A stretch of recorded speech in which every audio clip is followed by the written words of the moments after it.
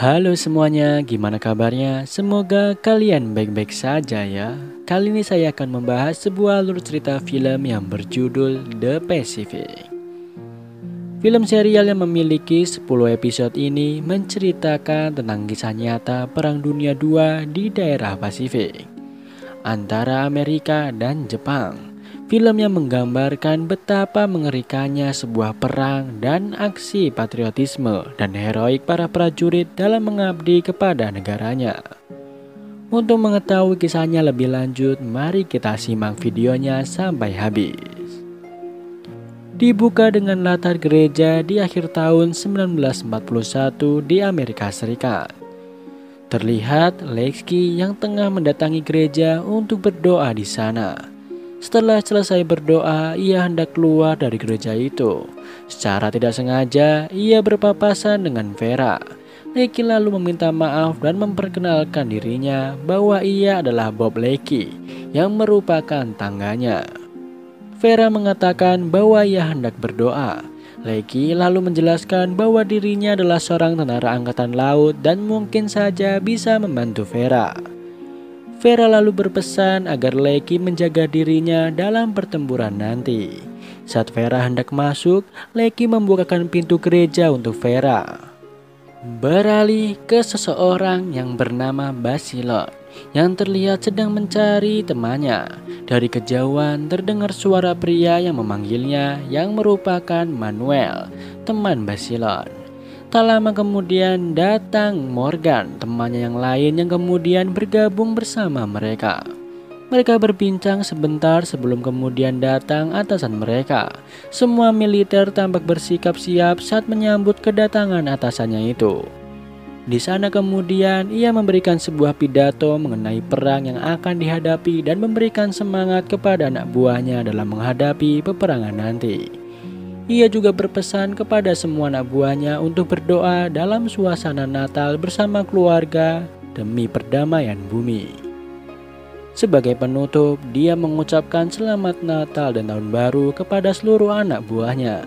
Setelah itu, ia pun pergi meninggalkan ruangan itu.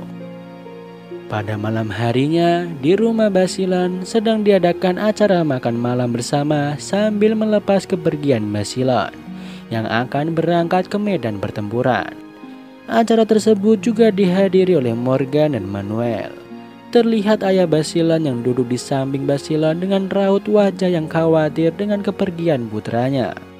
Dengan anggukan kepala, Basilon berusaha meyakinkan ayahnya bahwa ia akan baik-baik saja.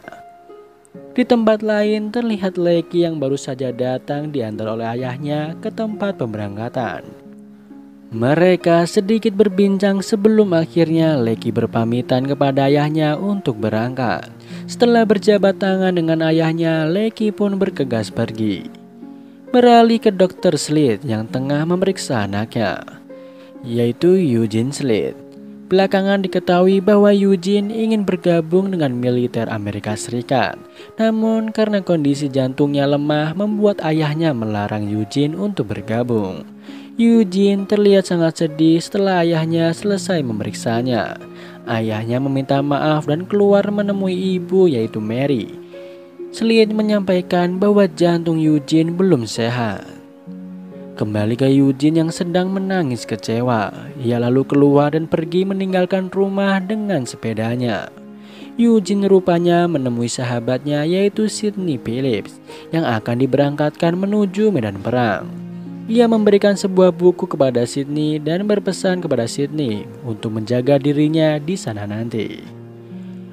Adegan berlanjut ke sebuah daerah yang bernama Guadalcanal, 7 Agustus 1942, di mana militer Amerika Serikat sudah sampai di daerah itu yang dikuasai oleh Jepang. Di dalam kapal terlihat militer yang masih sarapan dengan tak beraturan.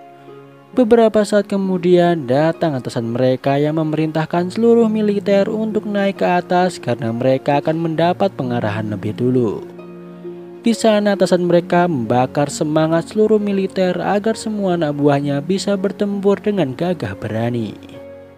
Setelah selesai pengarahan, seluruh militer lalu bergerak turun menuju kapal pengangkut yang akan membawa mereka ke tepi pantai. Beberapa saat kemudian mereka sampai di tepi pantai dan bertemu dengan sekawanan militer Amerika Serikat yang lain. Di sana mereka beristirahat sambil mempersiapkan senjata mereka. Tak lama seseorang militer datang. Ia mendapat kabar dari intelijen Amerika Serikat bahwa Jepang kembali masuk ke dalam hutan dan semua militer Amerika Serikat harus segera membersihkan senjata mereka di pantai untuk berangkat masuk ke hutan. Mereka lalu bersiap dan berjalan memasuki hutan. Di perjalanan, mereka melihat bekas markas tentara yang sudah porak-poranda. Sambil terus waspada, mereka melanjutkan perjalanan. Di dalam hutan, mereka juga menemukan mayat-mayat tentara Amerika yang sepertinya diterjunkan ke sana sebelum kawanan itu datang. Mereka terus melanjutkan perjalanan menuju medan perang. Malam harinya saat mereka tengah beristirahat di sebuah tempat, mendadak suara tembakan terdengar disusul dengan serangan dari militer Amerika Serikat yang tengah berjaga. Keesokan harinya diketahui bahwa seorang prajurit Amerika Serikat tewas tertembak. Mereka lalu mengubur prajurit itu dan melanjutkan perjalanan. Mereka berpindah ke sebuah tempat dan membuat pertahanan di sana untuk bersiaga dari serangan Jepang. Malam harinya terlihat serangan laut antara Jepang dan Amerika Serikat yang begitu hebat. Ledakan bom meledakkan satu persatu kapal yang ada di laut. Keesokan harinya mereka mendapati seluruh kapal mereka sudah tidak ada. Rupanya Jepang berhasil memukul mundur Amerika Serikat semalam dan membuat kapal-kapal yang membawa amunisi dan seluruh persediaan militer Amerika Serikat tenggelam. Mereka semua lalu segera membuat pertahanan kembali dan bersiaga dengan kedatangan Jepang. Malam harinya mereka melihat kapal Jepang yang terlihat mendekat. Namun mereka diperintahkan untuk menahan tembakan terlebih dahulu karena Jepang sedang berusaha mencari posisi mereka. Keesokan harinya mereka mendapati konvoi kapal tentara Jepang yang hanya melintas di depan mereka. Sepertinya militer Jepang itu hendak menuju ke suatu tempat. Beralih ke sungai Alligator, dengan cekatan militer Amerika Serikat segera mempersiapkan senjata mereka dan bersiap dengan militer Jepang yang mungkin saja ada di sana. Mereka terus bersiap membuat pertahanan untuk menghadapi serangan Jepang. Malam harinya, beberapa militer yang tengah berjaga melihat pergerakan di tepi sungai itu. Mereka segera membangunkan beberapa militer lain yang tengah beristirahat. Semuanya terus memperhatikan pergerakan militer Jepang itu dan terus bersiap menembak. Tak lama kemudian, serangan pun dimulai.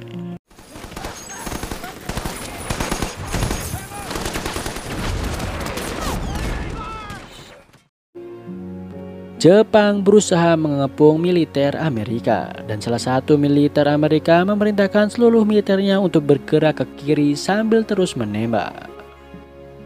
Terlihat salah satu pimpinan tentara Amerika yaitu Kapten Jameson yang terkena serangan panik dan membuatnya tak berdaya. Beberapa orang militer yang mendapati Jameson lalu memastikan dia baik-baik saja, namun melihat kondisinya seperti itu ia menyimpulkan bahwa kapten sudah gila. Mereka pun bergegas meninggalkannya. Penyerangan terus dilakukan demi mengalahkan Jepang. Militer Jepang yang terus berusaha mengepung Amerika membuat militer Amerika harus menyerang sambil terus berpindah posisi. Sambil terus bergegas, militer Amerika terus melancarkan serangan kepada tentara Jepang. Keesokan harinya saat hari kembali terang, mereka melihat mayat-mayat tentara Jepang yang semalam mereka habisi. Lecky dan Jurgens terlihat bersyukur karena telah berhasil melumpuhkan serangan tentara Jepang, bahkan menghabisi seluruh tentara yang datang. Tak lama datang Conley dan Smith yang hendak mengisi kembali suplai peluru mereka. Mereka berempat senang karena berhasil menghabisi tentara Jepang yang datang semalam. Sementara itu, petugas medis dari militer Amerika berkeliling untuk mencari tentara Jepang yang mungkin masih hidup. Mereka melihat seorang militer Jepang yang rupanya masih hidup. Dua orang petugas medis pun segera membantunya bangun. Dari kejauhan, Smith mengatakan kepada petugas medis itu untuk menusuknya. Dan tiba-tiba, militer Jepang itu meledakkan bom bunuh diri yang sekaligus membunuh 2 petugas medis yang menolongnya. Rupanya, peristiwa itu memicu seluruh militer Jepang yang masih hidup untuk kembali bangkit dan berusaha maju menyerang militer Amerika kembali. Mereka yang nekat maju membuat militer Amerika geram dan langsung menembaki mereka semua. Satu persatu militer Jepang itu pun kembali habis di tangan militer Amerika. Rupanya masih ada 1 tentara Jepang yang masih nekat maju meskipun ia sendirian. Tentara Amerika lalu membuat militer itu sebagai mainan mereka. Para tentara Amerika menghujani tentara Jepang itu dengan tembakan namun tidak berniat membunuhnya. Leki yang kesal melihat hal itu bergegas bangun dan menembak mati tentara Jepang itu. Adegan beralih ke pemimpinan militer Amerika yang mengabarkan kepada anak buahnya siapa saja militer Amerika yang tewas dalam pertempuran semalam. Ia juga mengabarkan bahwa Kapten Jameson yang mengalami serangan panik telah dibebas tugaskan. Jargens yang juga mendapatkan kesempatan untuk promosi menjadi kopral berkat aksinya semalam dalam pertempuran. Sementara itu, Leki terlihat sedang melihat isi tas seorang militer Jepang. Ada sebuah buku kecil yang di dalamnya terdapat selembaran foto militer itu bersama seorang wanita. Leki juga menemukan sebuah boneka wanita berbusana Jepang kecil. Rupanya Leki membawa foto itu dan membakarnya di atas api unggun. Adegan selanjutnya memperlihatkan para militer Amerika Serikat yang membersihkan dirinya di sungai sambil meminum air di sana. Terdengar suara Leki yang sepertinya tengah menulis surat untuk Vera. Dia mengabarkan keadaan di medan perang kepada Vera. Keesokan harinya terlihat petugas medis tengah mengobati luka di paha belakang Leki. Tak lama datang kawanan Fuller dari Divisi 7. Mereka lalu menyapa divisi yang sedang melintasi itu. Kolonel Fuller mengatakan bahwa ia hendak berangkat ke Tokyo. Smith yang mendengar itu mengatakan kepada Fuller agar ia mengirim surat jika sudah sampai di sana. Tentara yang lain mengucapkan selamat datang di dalam peperangan kepada Divisi 7 itu. Berlanjut ke beberapa militer Amerika yang tengah berkumpul untuk membaca surat dari keluarga atau kerabat mereka masing-masing. Sydney mendapat surat dari Eugene. Setelah membacakan surat itu, teman-teman Sydney mengetahui bahwa ia baru saja berulang tahun 2 minggu yang lalu. Sambil berjalan untuk berpatroli, para tentara itu lalu menyanyikan lagu selamat ulang tahun untuk Sydney. Dan film pun kita lanjutkan ke episode 2. Pada episode 2 ini terlihat di sebuah daerah Guadalcanal. Oktober 1942, Divisi 7 yang merupakan divisi John Basilone tengah bergerak maju hingga mereka merasakan ada yang tidak beres. Mereka lalu berhenti dan bersiaga dengan serangan Jepang.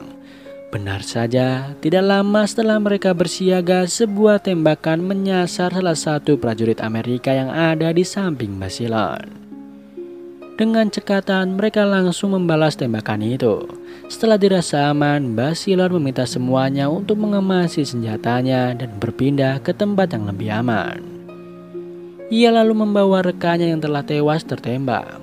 Di sana mereka beristirahat dan Basilone membersihkan darah yang ada di wajahnya. Tak lama datang rekannya yang memberitahukan Basilone bahwa atasannya ingin dia bergabung di Kompi Ambel yang mencari tahu apakah Jepang mengikuti tentara Amerika. Basilone lalu membagi tugas untuk JP dan Manuel. Ia lalu berpisah dan mengajak Evans untuk ikut bersamanya. Sementara itu, di lain tempat, Leki dan teman-temannya sedang berkumpul.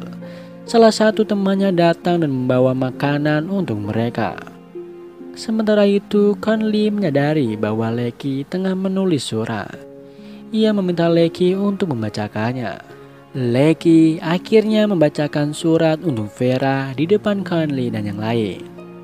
Kembali lagi ke divisi Basilone yang tengah mengantri untuk makan. Di sana sempat terjadi pertikaian antara JP dan seorang militer lain yang tengah menyalakan radio. Basilan yang ada di dekatnya segera menahan JP dan menenangkannya. Ia lalu mengajak JP untuk kembali mengantri makanan. JP terkejut karena makanan yang ia dapat adalah nasi dengan beberapa belatung di dalamnya. JP menanyakan belatung itu kepada pria yang membagikan nasi dan pria itu mengatakan kepada JP agar JP menganggap itu sebagai daging. Setelah makan, Fuller memberikan kabar kepada seluruh anak buahnya bahwa Jepang menganggap militer Amerika adalah orang-orang gila yang haus darah. Ia juga mengabarkan bahwa tentara Amerika telah datang ke Guadalcanal untuk membantu mereka. Setelah selesai, terlihat Basilan, JP dan Manuel berjalan santai di sekitar markas bersama beberapa temannya yang lain. Saat tengah berjalan, mereka dikejutkan dengan truk tentara angkatan darat yang membawa persediaan mereka. Basilan dan rekan-rekannya memaki mereka yang lewat begitu saja tak menghiraukan mereka. Beralih ke markas tentara angkatan darat yang berisi banyak persediaan dan amunisi perang khusus untuk angkatan darat. Saat tengah mengemasi persediaannya itu, sirene berbunyi dan mereka menyadari pesawat Jepang melintas di atas mereka. Mereka pun langsung lari kocar-kacir untuk bersembunyi. Sementara itu, Basilan dan yang lain yang tengah mengintai persediaan angkatan darat itu segera menggunakan kesempatan tersebut untuk menjarah amunisi perang mereka sebanyak-banyaknya. Terlihat juga Lecky yang ikut menjarah amunisi angkatan darat. Dengan cepat mereka mengambil barang-barang yang mereka butuhkan. Tidak lama kemudian datang polisi militer angkatan darat yang menghentikan aksi mereka. Mereka pun segera berlari meninggalkan markas angkatan darat itu. Lecky terlihat kembali ke markasnya dan membagikan makanan yang ia dapat dari markas angkatan darat untuk angkatan laut. Setelah memakan makanan kaleng itu, Lecky muntah dan Conley yang melihatnya langsung mengejeknya dengan memberinya nama panggilan baru yaitu Peaches. Malam harinya, serangan bom kembali dilancarkan oleh militer Jepang. Lecky dan Conley yang tengah berjaga langsung berlari untuk berlindung dan memperingatkan rekannya yang lain. Mereka lalu segera berlindung di bawah tanah. Keesokan harinya, keadaan markas sudah porak-poranda dan divisi Basilan datang membantu mengevakuasi tentara-tentara yang ada di bawah tanah. Tidak sedikit militer yang terluka akibat serangan Jepang semalam. Bahkan banyak yang tewas. Tak lama datang Briggs yang menghampiri Basilan, Manuel dan JP. Briggs mengabarkan kepada mereka bertiga untuk menghampiri Fuller di markas. Di sana, Fuller mengatakan bahwa batalion mereka akan menggantikan batalion Hanneken untuk berjaga di sisi selatan landasan udara.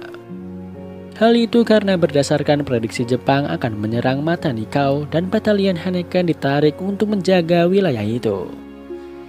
Fuller menjelaskan bagaimana strategi yang akan mereka gunakan dan kemungkinan-kemungkinan apa yang mungkin terjadi pada anak buahnya. Sementara Basilan akan berjaga di landasan udara, Fuller meminta Manuel untuk tetap di markas. Setelah sampai di tempat yang dituju, Basilan dan beberapa orang di timnya segera bersiap untuk berjaga di daerah itu. Sementara itu di markas Lecky, atasannya menghampiri beberapa orang anak buahnya. Ia memberikan kabar bahwa Jepang mulai bergerak. Ia meminta anak buahnya untuk terus bersiaga. Ia juga mengabarkan bahwa Jepang tidak jadi menyerang Matanikau, melainkan akan menyerang landasan udara yang dijaga oleh Basilan dan timnya. Beralih ke tim Basilan yang tengah berjaga di landasan udara. Mereka berbagi makanan dan saling berbincang agar tidak mengantuk dan lengah saat berjaga. Sementara itu di markas Fuller mendapat telepon dari Briggs bahwa ia melihat Jepang memutar arah dan hendak menyerang markas Fuller. Fuller lalu meminta Basilan untuk menahan pasukan Jepang sebisa mungkin. Kondisi tersebut tentu mengkhawatirkan karena Basilan hanya membawa sedikit prajurit bersamanya dengan amunisi yang terbatas. Fuller lalu memerintahkan Manuel untuk membawa amunisi sebanyak mungkin ke tim Basilan. Basilan lalu memberikan kabar tersebut kepada rekannya bahwa Jepang mengarah ke tempat mereka. Mereka lalu bersiap dan tak lama setelahnya serangan bom mulai diluncurkan Jepang kepada mereka. Setelah serangan bom, pasukan militer Jepang pun mulai menyerang. Basilan dan timnya segera membalas serangan itu.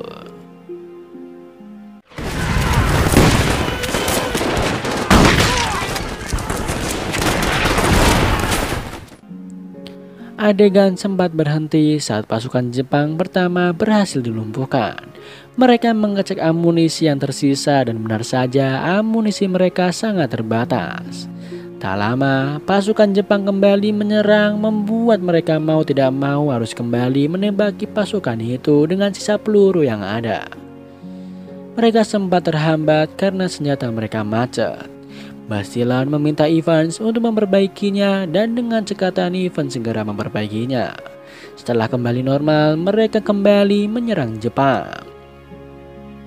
Salah satu rekan Basilan mengabarkan bahwa Jepang berhasil merangsek masuk pertahanan dan amunisi mereka telah habis. Karena amunisi telah habis, Basilan lalu meminta timnya untuk mundur. Saat hendak pergi, Basilan kehilangan sarung tangannya. Dan terpaksa ia mengangkat senjata yang panas itu dengan tangan kosong. Di perjalanan, Basilan bertemu dengan sekawanan prajurit Jepang. Mereka kemudian harus mengatasi satu persatu militer Jepang itu sebelum bisa melanjutkan perjalanan. Singkat cerita, Basilan dan timnya berhasil sampai ke tim JP. Di sana mereka langsung membantu JP untuk menyerang Jepang yang terus maju. Satu persatu tentara Jepang yang maju berhasil mereka lumpuhkan. Hingga di satu waktu saat tentara Jepang terus merangsek masuk, semua orang terdiam melihat kehebatan Basilan yang berhasil membunuh semua tentara Jepang yang datang. Setelah itu Basilan meminta JP melindunginya selagi ia membereskan mayat-mayat tentara Jepang yang menghalangi pandangannya. Melihat Basilan yang maju, tentara Jepang langsung memberondong tembakan ke arah Basilan. Namun Basilan berhasil menghindar dan kembali ke tempat semula dengan selamat. Basilan lalu meminta La Pointe dan Evans untuk tetap di sana mempertahankan posisi, sementara ia akan kembali mengambil amunisi. Saat tengah membawa amunisi yang Basilan butuhkan, ia diserang oleh beberapa tentara Jepang. Beruntungnya Manuel datang dan membantu Basilan. Basilan akhirnya bisa melanjutkan perjalanan meskipun medan yang ia tempuh juga tidak mudah. Ia kembali ke timnya dan kembali menyerang Jepang yang datang. Pertempuran pun selesai. Mereka berhasil menghabisi hampir satu kompi tentara Jepang. Keesokan harinya Basilan menghampiri JP dan menanyai Manuel. JP menjawab bahwa ia belum melihatnya. Basilan lalu bergegas menuju markas medis untuk mencari Manuel. Namun di sana ia tidak melihat Manuel. Petugas medis menyarankan Basilan untuk menunggu di sana karena Basilan mempunyai luka bakar di tangannya. Namun Basilan tidak menghiraukan lukanya. Ia kembali ke tempat semula. Di sana ia terlihat kesusahan membuka botol minumnya. JP datang dan membantu Basilan dan memberikan seputung rokok yang sudah menyala. Tak lama datang pula dan memuji kehebatan Basilan. Ia mengatakan bahwa ia akan mengusahakan Basilan mendapat medali penghargaan. Adegan berlanjut dengan Basilan yang kembali mencari sahabatnya yaitu Manuel. Setelah menelusuri hutan, Basilan akhirnya menemukan Manuel dalam keadaan tewas. Basilan dan JP lalu membawa mayat Manuel ke markas bersama mayat-mayat yang lain. Keduanya terlihat sedih dengan kematian sahabatnya itu. Adegan beralih ke Slade yang kembali memeriksa kondisi anaknya Eugene. Rupanya Eugene sudah sehat dan jantungnya telah normal. Ia lalu mengatakan bahwa ia akan segera mendaftar marinir Amerika meskipun tanpa izin ayahnya. Ayahnya merasa berat melepas anaknya terjun ke dunia militer di tengah perang Pasifik itu. Hal itu karena dulunya ia bekerja sebagai petugas medis di Perang Dunia I. Dan jelas saja ia paham bagaimana mengerikannya suasana peperangan. Slade lalu meminta Eugene memberikannya waktu untuk memberitahu ibunya yaitu Mary.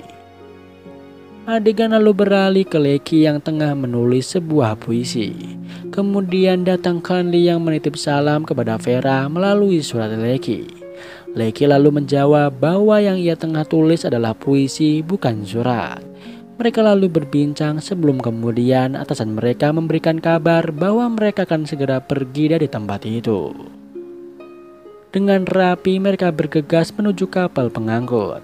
Sementara itu Basila dan JP yang juga tengah berada di tepi pantai berbincang mengenai kematian sahabatnya yaitu Manuel. Basila tampak menyesali langkah yang diambil Manuel yang akhirnya membuatnya tewas. JP yang tampak lebih kuat berusaha menguatkan Basila agar tidak terus memikirkan Manuel. Sesampainya di kapal utama, Lecky dan teman-temannya bergegas ke kantin untuk meminta kopi. Seorang pria yang membuatkannya kopi menanyakan seberapa buruk pertempuran di Guadalcanal.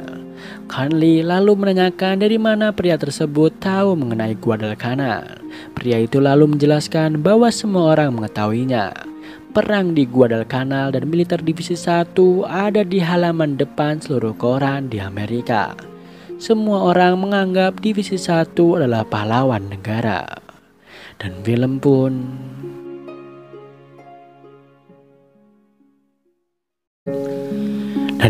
pun kita lanjutkan ke episode 3. Pada Januari 1943, seluruh kompi yang ada di Guadalcanal telah sampai di pelabuhan di Melbourne. Terlihat banyak orang Australia yang menyambut kedatangan militer Amerika. Sementara militer Amerika justru heran dan kebingungan dengan penyambutan itu. Seluruh militer lalu mendarat dan turun dari kapal menuju markas sementara mereka. Mereka rupanya akan beristirahat di sebuah stadion untuk beberapa hari ke depan sebelum kembali berangkat berperang. Sepanjang perjalanan mereka menuju stadion, banyak orang-orang yang menyambut mereka di sepanjang jalan. Anak-anak kecil yang juga ikut mobil mereka dengan bersepeda. Sampainya di stadion, mereka lalu segera mencari markas kompi mereka masing-masing. Sementara itu, beberapa militer beristirahat. Terlihat Lecky dan beberapa temannya yang lain bergegas untuk keluar dari stadion. Mereka melihat bahwa polisi militer akan membebaskan mereka beberapa saat. Maka dari itu, mereka hendak menikmati suasana kota Melbourne.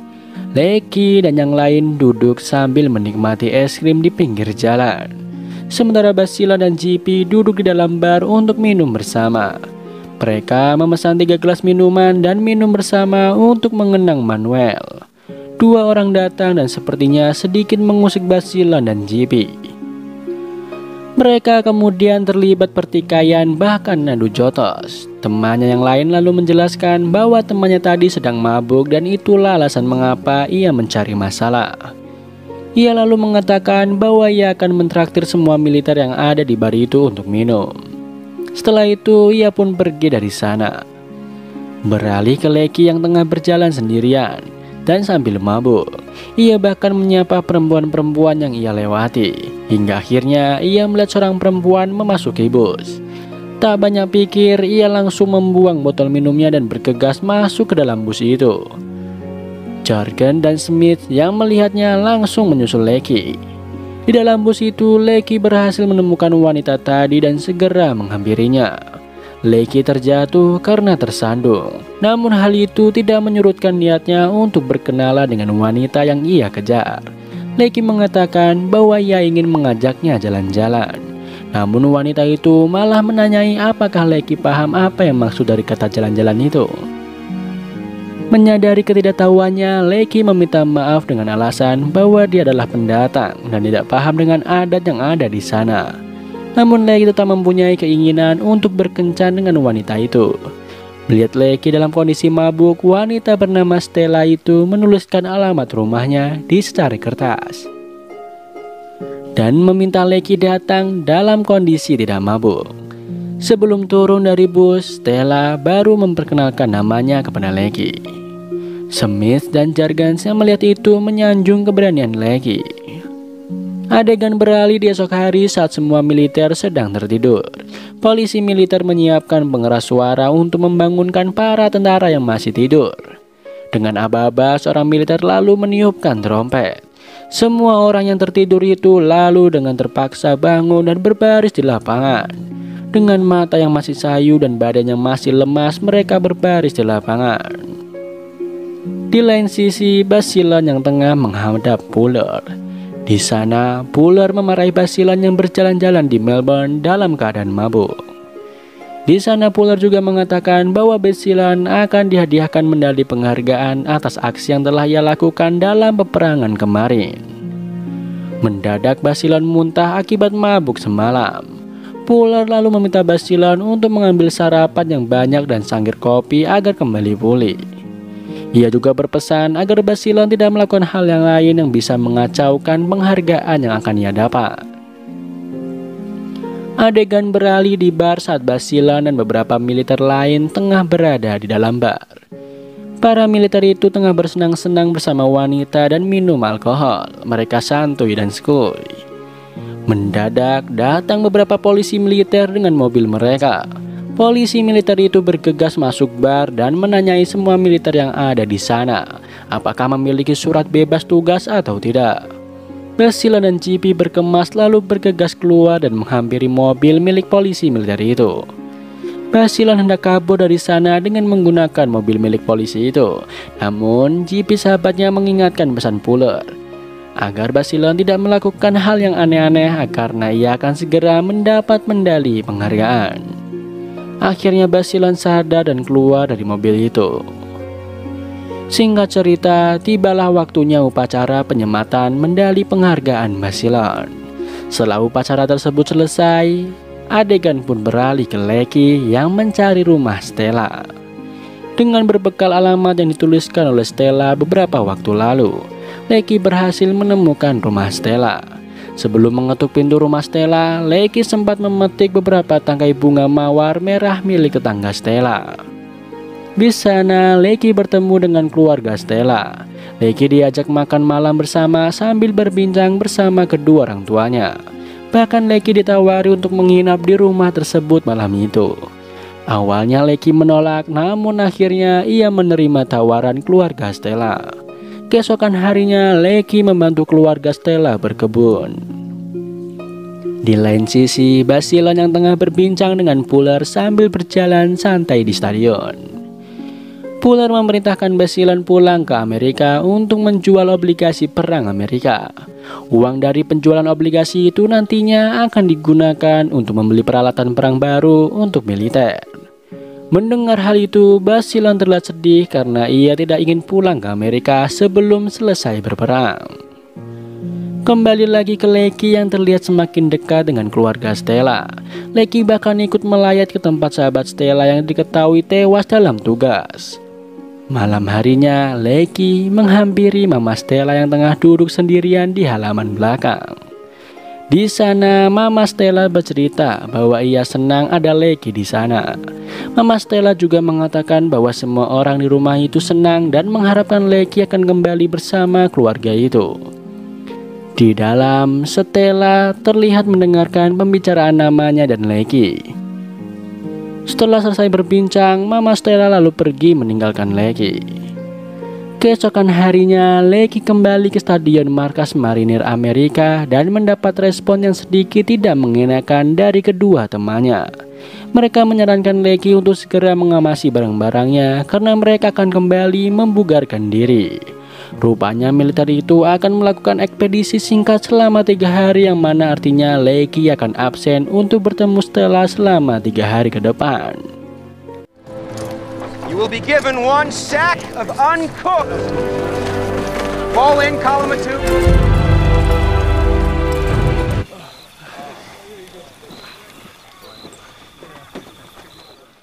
Singkatnya, Lecky kembali ke Melbourne dan menemui Stella. Di sana ia melihat Stella yang tengah duduk di tangga dengan wajah yang sedih. Stella yang melihat Lecky datang mengatakan bahwa Lecky harus pergi dari sana dan tidak kembali lagi ke rumahnya. Stella menjelaskan bahwa ia sudah menjelaskan kepada mama dan bapak bahwa Lecky sudah kembali bertugas dan tidak sempat berpamitan. Stella takut Lecky akan terbunuh dalam peperangan dan tidak akan kembali ke keluarganya. Ia tidak ingin mamanya kembali merasakan kehilangan sesuatu, juga dirinya. Maka dari itu Stella memilih untuk melepaskan Lecky sekarang daripada terus menjalani hubungan dengan Lecky, namun terus mengkhawatirkan keadaannya. Hal itu sepertinya membuat Lecky sangat sedih, dan setelah pergi dari rumah Stella, Lecky pergi ke bar dan mabuk di sana. Adegan beralih ke Jargans yang tengah jaga malam di stadion.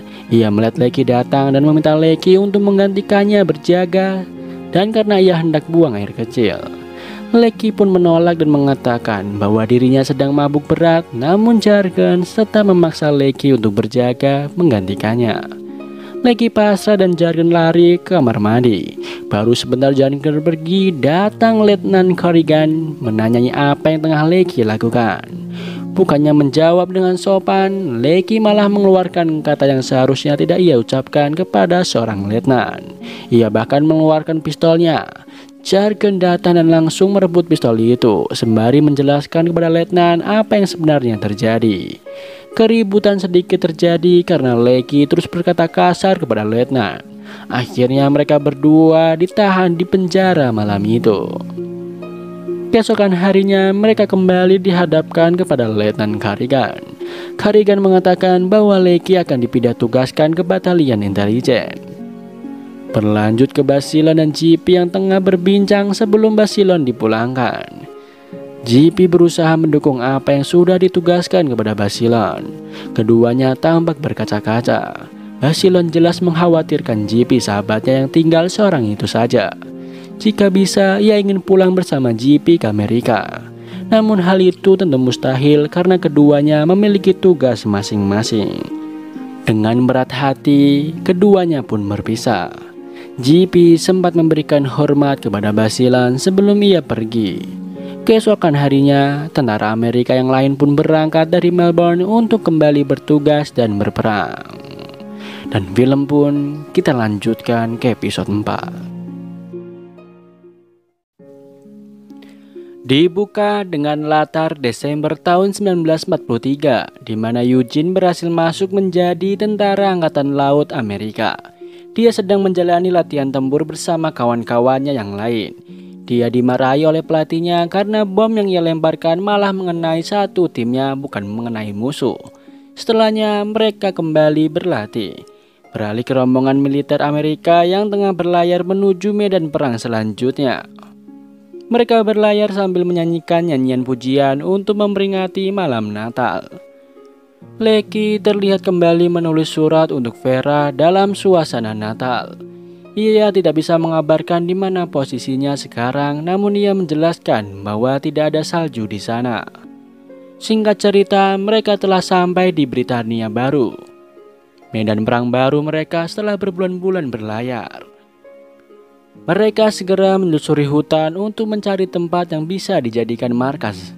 Setelah ditemukan, di sana mereka membangun tenda untuk berlindung. Tak lama, atasan kompi mereka menghampiri Lecky dan yang lain untuk memerintahkan mereka berpatroli senjata. Mereka segera merampungkan tenda yang sedang mereka bangun untuk segera melakukan patroli. Adegan lalu berlanjut saat Lecky dan beberapa rekannya sedang berpatroli.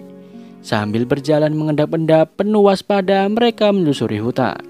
Jika mereka merasa ada pergerakan, mereka akan berhenti sejenak dan memperhatikan keadaan sekitar. Mereka sempat menemukan pecahan peluru milik militer Jepang yang membuat mereka menyimpulkan bahwa Jepang pasti ada di sekitar sana. Atasan mereka yang juga ikut berpatroli lalu meminta Lecky berjaga di belakang. Lecky nampak sedikit tidak terima, namun hal itu tetaplah perintah. Mereka lalu berjalan di depan meninggalkan Lecky di belakang. Saat Lecky hendak berjalan menyusul mereka, ia melihat pergerakan di arah belakangnya.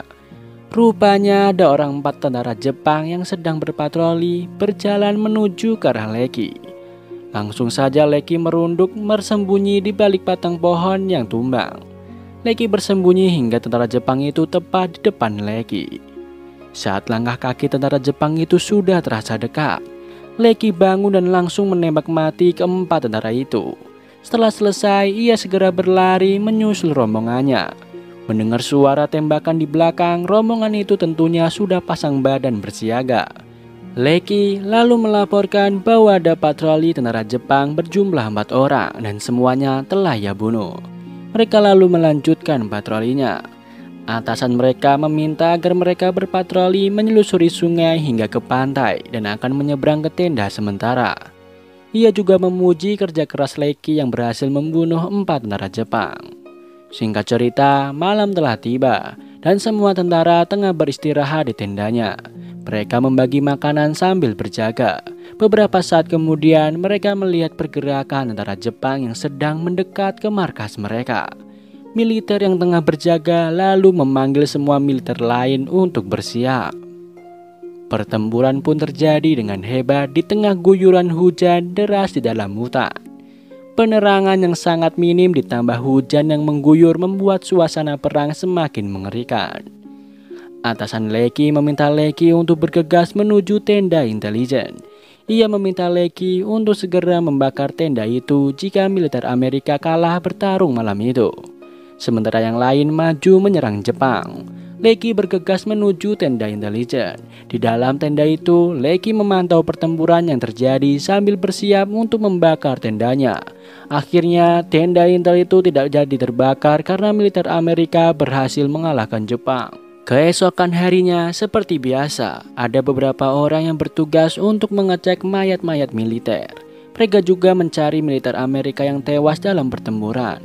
Lecky nampak datang menghampiri Conley yang tengah merokok. Lecky berpendapat bahwa tentara yang semalam menyerang mereka adalah tentara Jepang yang ditinggalkan oleh tentara yang lain karena mereka sakit atau terluka.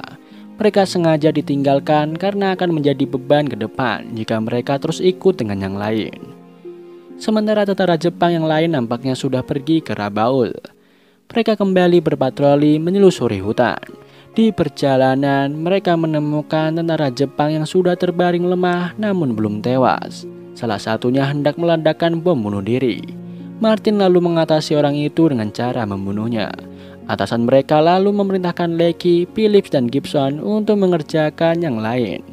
Lecky dan Phillips ditugaskan untuk memeriksa pondok di dekat sana dan Gibson diminta untuk memeriksa area yang berantakan. Di dalam pondok bekas Jepang itu, Lecky menemukan sebuah peti yang di dalamnya tersimpan pistol. Saat tengah memeriksa pondok, Philip melihat Gibson yang tengah mendekati seorang tentara Jepang yang sudah sekarat. Bukannya menembak atau menusuk tentara itu, Gibson malah mendekat ke arah tubuh tentara itu dan mencekik lehernya hingga mati. Philip dan Lecky yang melihatnya merasa ngeri dengan apa yang dilakukan Gibson. Adegan berlanjut di tenda mereka. Hujan kembali turun deras. Lecky kembali menulis surat untuk Vera dan mengabarkan bagaimana kondisi di medan perang itu sekarang. Lecky menuliskan bahwa Jepang sekarang lebih pandai. Mereka mengetahui strategi Amerika dan telah berpindah dari area yang Amerika datangi. Lecky merasa bahwa musuhnya kini bukan lagi Jepang, melainkan hutan dan hujan yang terus-menerus turun. Hujan deras yang turun membuat keadaan semakin sulit di tengah hutan yang sangat gelap. Setelah menulis surat, Lecky berjalan keluar dari tenda. Ia terjebak lumpur, juga terpeleset di tanah yang licin. Sepertinya kondisi di hutan itu membuat Lecky depresi. Saat Lecky kembali ke tendanya, ia menyadari peti Jepang berisi pistol yang ia bawa kemarin telah hilang. Ia lalu menghampiri tenda Letnan Larkin, atasannya. Di sana ia melihat peti Jepang itu. Ia lalu menanyakan mengapa Larkin mengambil peti Jepang miliknya. Larkin beralasan bahwa ia membutuhkan peti itu untuk berkas batalion. Lecky kembali bertanya bagaimana pistol yang ada di dalamnya. Larkin lalu mengelak bahwa ia tidak mengetahui pistol itu. Saat Larkin membuka petinya, memang tidak ada pistol di dalamnya. Lecky terlihat sangat kesal karena atasannya itu mengambil pistol yang ia temukan di pondok Jepang kemarin. Keesokannya, Larkin mendatangi Lecky dan meminta Lecky untuk keluar.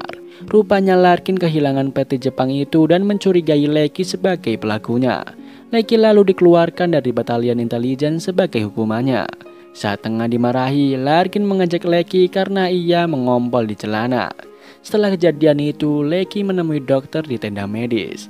Ia menanyakan apa yang terjadi dan dokter itu menjawab bahwa Lecky terkena enuresis akibat gangguan psikologi dan gangguan tidur. Dokter mengatakan bahwa belum ada obat untuk penyakit itu. Adegan berlanjut saat Lecky tengah mencuci piring.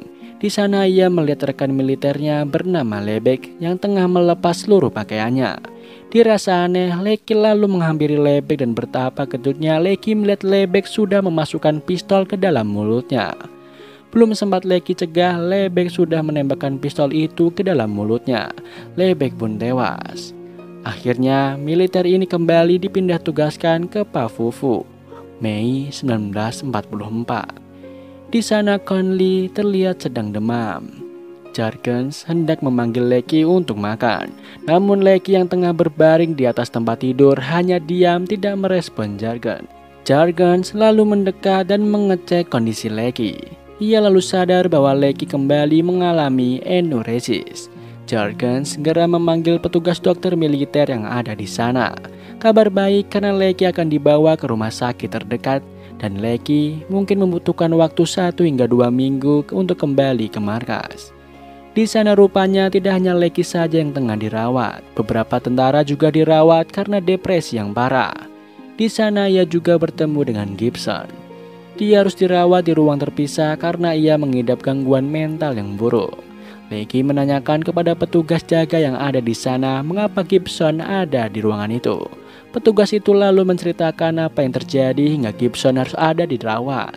Setelah beberapa hari dirawat di sana, Lecky menemui dokter yang merawatnya. Ia meminta izin untuk kembali ke satuannya berperang bersama teman-temannya karena ia merasa sudah sembuh. Awalnya dokter itu tidak mengizinkan dan menyarankan Lecky untuk dirawat seminggu lagi. Akhirnya dokter itu pun mengizinkan Lecky pulang setelah disuap dengan pistol Jepang yang Lecky bawa. Setelah menemui dokter itu, Lecky kembali menemui Gibson dan mengajaknya berbincang. Di sana Gibson menceritakan kejadian apa yang membuat ia depresi seperti itu. Lecky menenangkan Gibson dan mengatakan bahwa Gibson hanya memerlukan istirahat dari semua itu. Setelah selesai berbincang, Lecky kembali ke ruangannya, mengambil barang-barangnya dan bergegas keluar dari rumah sakit.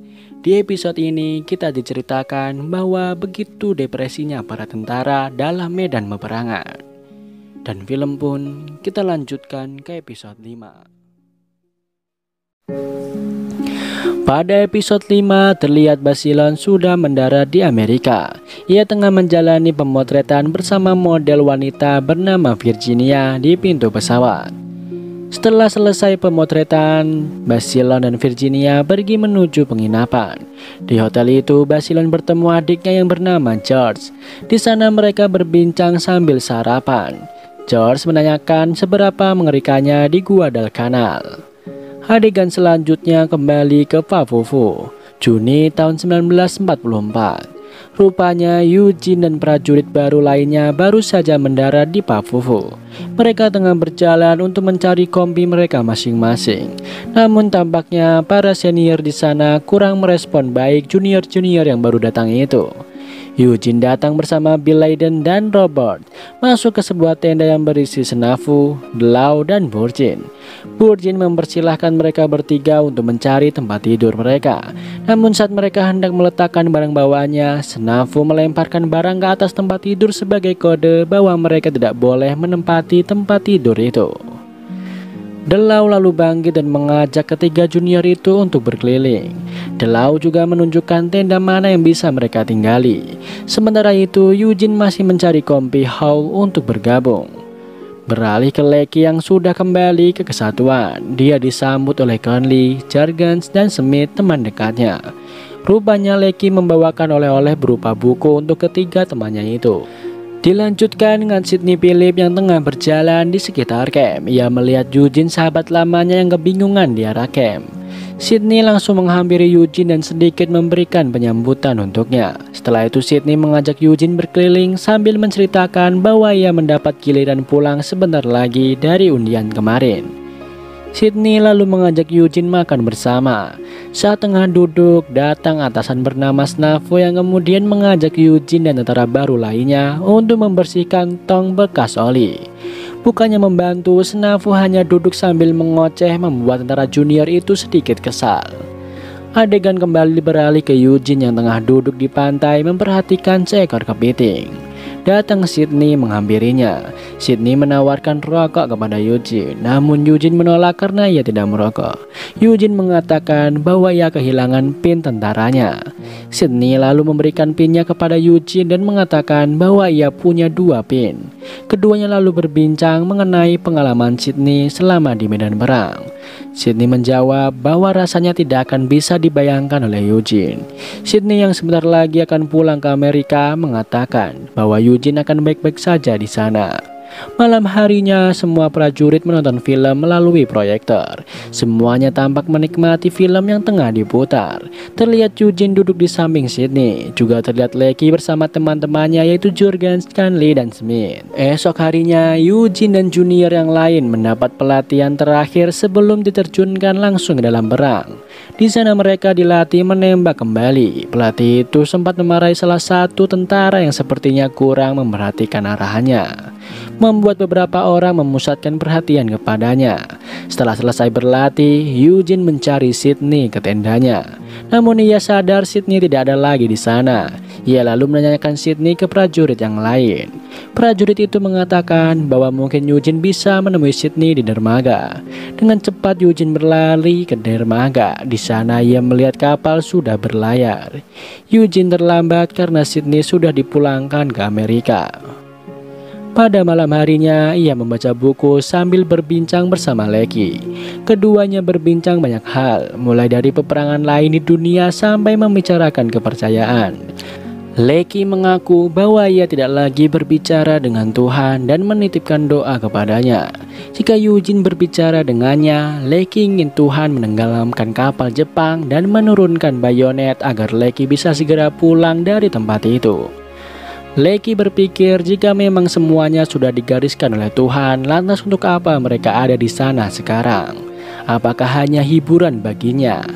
Hingga obrolan itu berakhir saat Lecky menyimpan Eugene bahwa salah satu buku yang ada di sana. Adegan berlanjut ke September 1944 di Paleliriu. Para marinir kembali dipindah tugaskan untuk berperang melawan Jepang. Sebelum mendarat, para marinir mendapat sedikit pengarahan dari atasan. Mereka segera bersiap untuk turun dari kapal utama. Satu persatu kapal pengangkut prajurit mulai diturunkan ke laut, dan mereka langsung disambut dengan serangan Jepang yang seolah tak ada hentinya.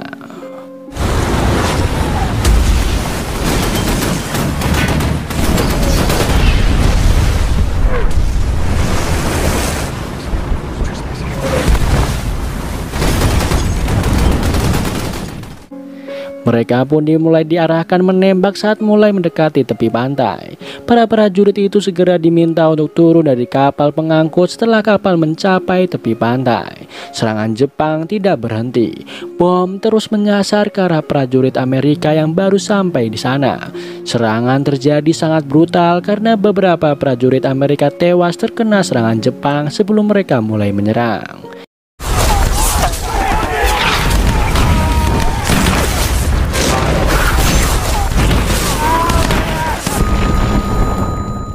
Eugene sebagai prajurit baru saat terjun langsung ke peperangan pasti merasa takut dengan dihadapkan serangan Jepang yang sangat intens.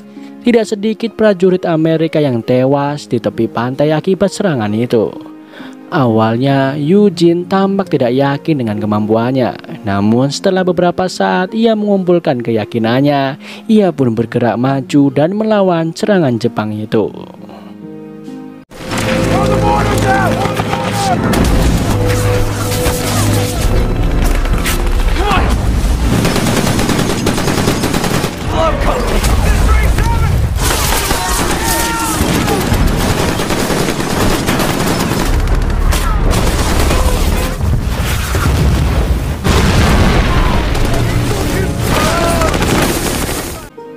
Sementara itu, Lecky dan timnya masih berada di kapal pengangkut sambil terus menembak dari kejauhan. Keadaan semakin mencekam karena Jepang terus berusaha mengepung tentara Amerika yang baru saja datang.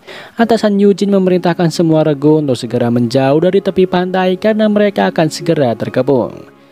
Serangan yang dilancarkan Jepang secara terus-menerus membuat Eugene kesusahan bergerak.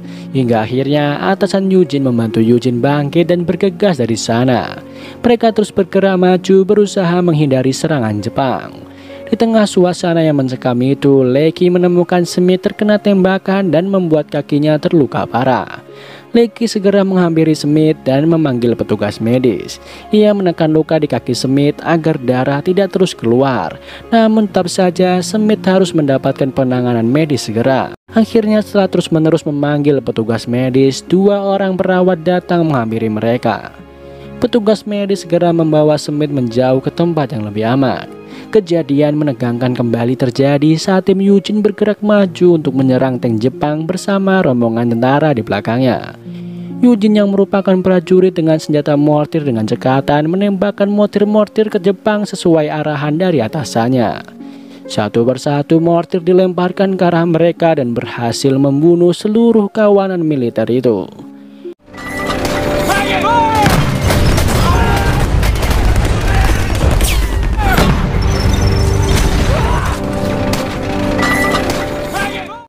Amunisi mortir mereka pun habis.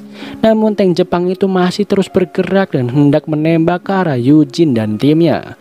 Atasan mereka pun memerintahkan tim tersebut untuk mundur 15 meter dan berlindung.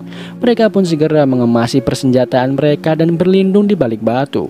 Di sana mereka aman. Tidak lama kemudian tank Amerika datang dan meledakkan tank Jepang itu. Terlihat Lecky yang mencari sahabatnya, Jargens dan Conley. Dia terlihat mengkhawatirkan sahabatnya itu. Tidak berselang lama, Conley menemukan Lecky. Ia segera menghampiri Lecky dan menanyakan kondisinya. Di sana Lecky mengabarkan bahwa Smith tertembak. Di lain sisi, Eugene yang tengah bersama Snafu. Mereka berbagi makanan sambil berjaga di belakang. Eugene terlihat kesusahan membuka makanan kaleng. Snafu yang melihatnya lalu menukar makanannya yang sudah terbuka dengan makanan Eugene yang belum terbuka. Dengan pisau yang ia pegang, Snafu bisa membuka kaleng itu dengan mudah. Bukannya membuka kaleng makanan itu, Snafu malah pergi ke arah tentara yang sudah mati. Penasaran dengan apa yang akan diperbuat oleh Snafu, Eugene pun menyusulnya. Betapa terkejutnya Eugene saat melihat Snafu menyobek mulut mayat tentara itu untuk mengambil gigi emas yang ada di dalamnya. Snafu sepertinya berniat untuk menjual gigi emas itu jika ia sudah kembali ke Amerika. Setelah berhasil mengambil gigi emas itu, Snafu memerintahkan Eugene dan rekannya yang lain untuk berjaga. Pertempuran itu masih berlangsung hingga malam hari. Tentara Amerika hanya memanfaatkan lubang di tanah untuk berlindung. Sementara mereka sedikit kepayahan menghadapi taktik Jepang yang berlindung di balik gedung dan di bawah tanah. Hal itu menyulitkan tentara Amerika menyerang mereka. Meskipun sebagian besar gedung sudah dibumi hanguskan, namun tentara Jepang yang tersisa masih sangat banyak di balik puing-puing gedung dan di bawah tanah. Pada episode 6 pada September 1944 di Mobile, Alabama, tepatnya di kediaman Slade. Sydney bertamu ke rumah sahabatnya itu. Dia disambut hangat oleh Mary dan Slade. Kedua orang tua Eugene, mereka lalu makan malam bersama. Mary lalu menanyakan kondisi Eugene di sana. Sydney menjelaskan bahwa Eugene bergabung bersama Peleton 1 dan itu adalah peleton terbaik yang berisi prajurit-prajurit yang hebat. Selain itu, posisi Eugene sebagai pembawa mortir juga merupakan posisi yang tidak terlalu buruk. Sydney juga mengatakan bahwa ia tidak mengkhawatirkan Eugene karena Eugene sudah tumbuh menjadi pria yang hebat. Adegan berlanjut ke Palelio.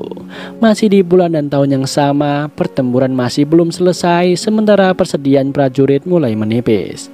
Bahkan air minum pun susah didapat. Seluruh prajurit terlihat kehausan di tengah cuaca yang panas itu. Lecky menanyakan keadaan Smith kepada rekan militer lainnya dan dia menjawab bahwa belum ada kabar mengenai Smith karena banyak korban yang tengah dirawat. Beberapa saat kemudian ada salah satu prajurit yang mengabarkan bahwa mereka menemukan sumber air. Tentu saja prajurit yang mendengarnya antusias dan segera bergegas menuju ke sumber air itu. Satu persatu prajurit memberikan wadah airnya untuk diisi air. Namun mereka tidak jadi minum karena rupanya air tersebut sudah diracuni oleh Jepang. Tak lama kemudian datang atasan mereka memberikan perintah baru. Mereka diminta untuk menyerang landasan udara menuju bukti tempat pertahanan Jepang. Pergerakan itu akan dipimpin oleh Peleton 1 dan Peleton 2 dilanjutkan oleh persenjataan dan peleton-peleton selanjutnya. Dalam pergerakan itu, atasan meminta semua prajurit tidak berhenti sebelum mereka berhasil menyeberang. Satu persatu peleton mulai diarahkan untuk maju. Dimulai dari Peleton 1, Peleton 2, dan seterusnya. Mereka diarahkan untuk tetap merunduk dan tetap maju ke depan. Sementara itu, tentara Jepang di benteng pertahanannya juga bersiap untuk mulai memberondong serangan ke arah militer Amerika yang mulai bergerak maju ke depan. Bom terus meledak ke arah militer, namun tidak menyurutkan semangat mereka untuk terus maju mengepung Jepang. Mereka optimis bisa merebut benteng pertahanan Jepang di seberang sana. Satu persatu tentara Amerika pun mulai berjatuhan terkena serangan Jepang. Lecky yang berlari bersama Conley membantu Conley karena ia terkena serangan Jepang di lengannya. Lecky segera membawa Conley ke tempat yang lebih aman dan membantunya untuk menangani lukanya. Di sana ada juga prajurit yang berusaha mengabarkan kondisi serta meminta bantuan serangan udara. Namun sialnya, radio yang dia gunakan ternyata telah rusak. Menyadari radionya rusak, atasan Lecky lalu memerintahkan Lecky untuk mencari radio yang berfungsi dan untuk menangani Conley juga. Sementara itu dirinya akan tetap di sana menjaga Conley. Lecky pun bergegas menjalankan tugasnya. Perjalanan Lecky tidaklah mudah dengan serangan Jepang yang bertubi-tubi. Dia sempat menemukan sekawanan petugas medis yang juga tengah menyambung komunikasi dengan tentara Amerika.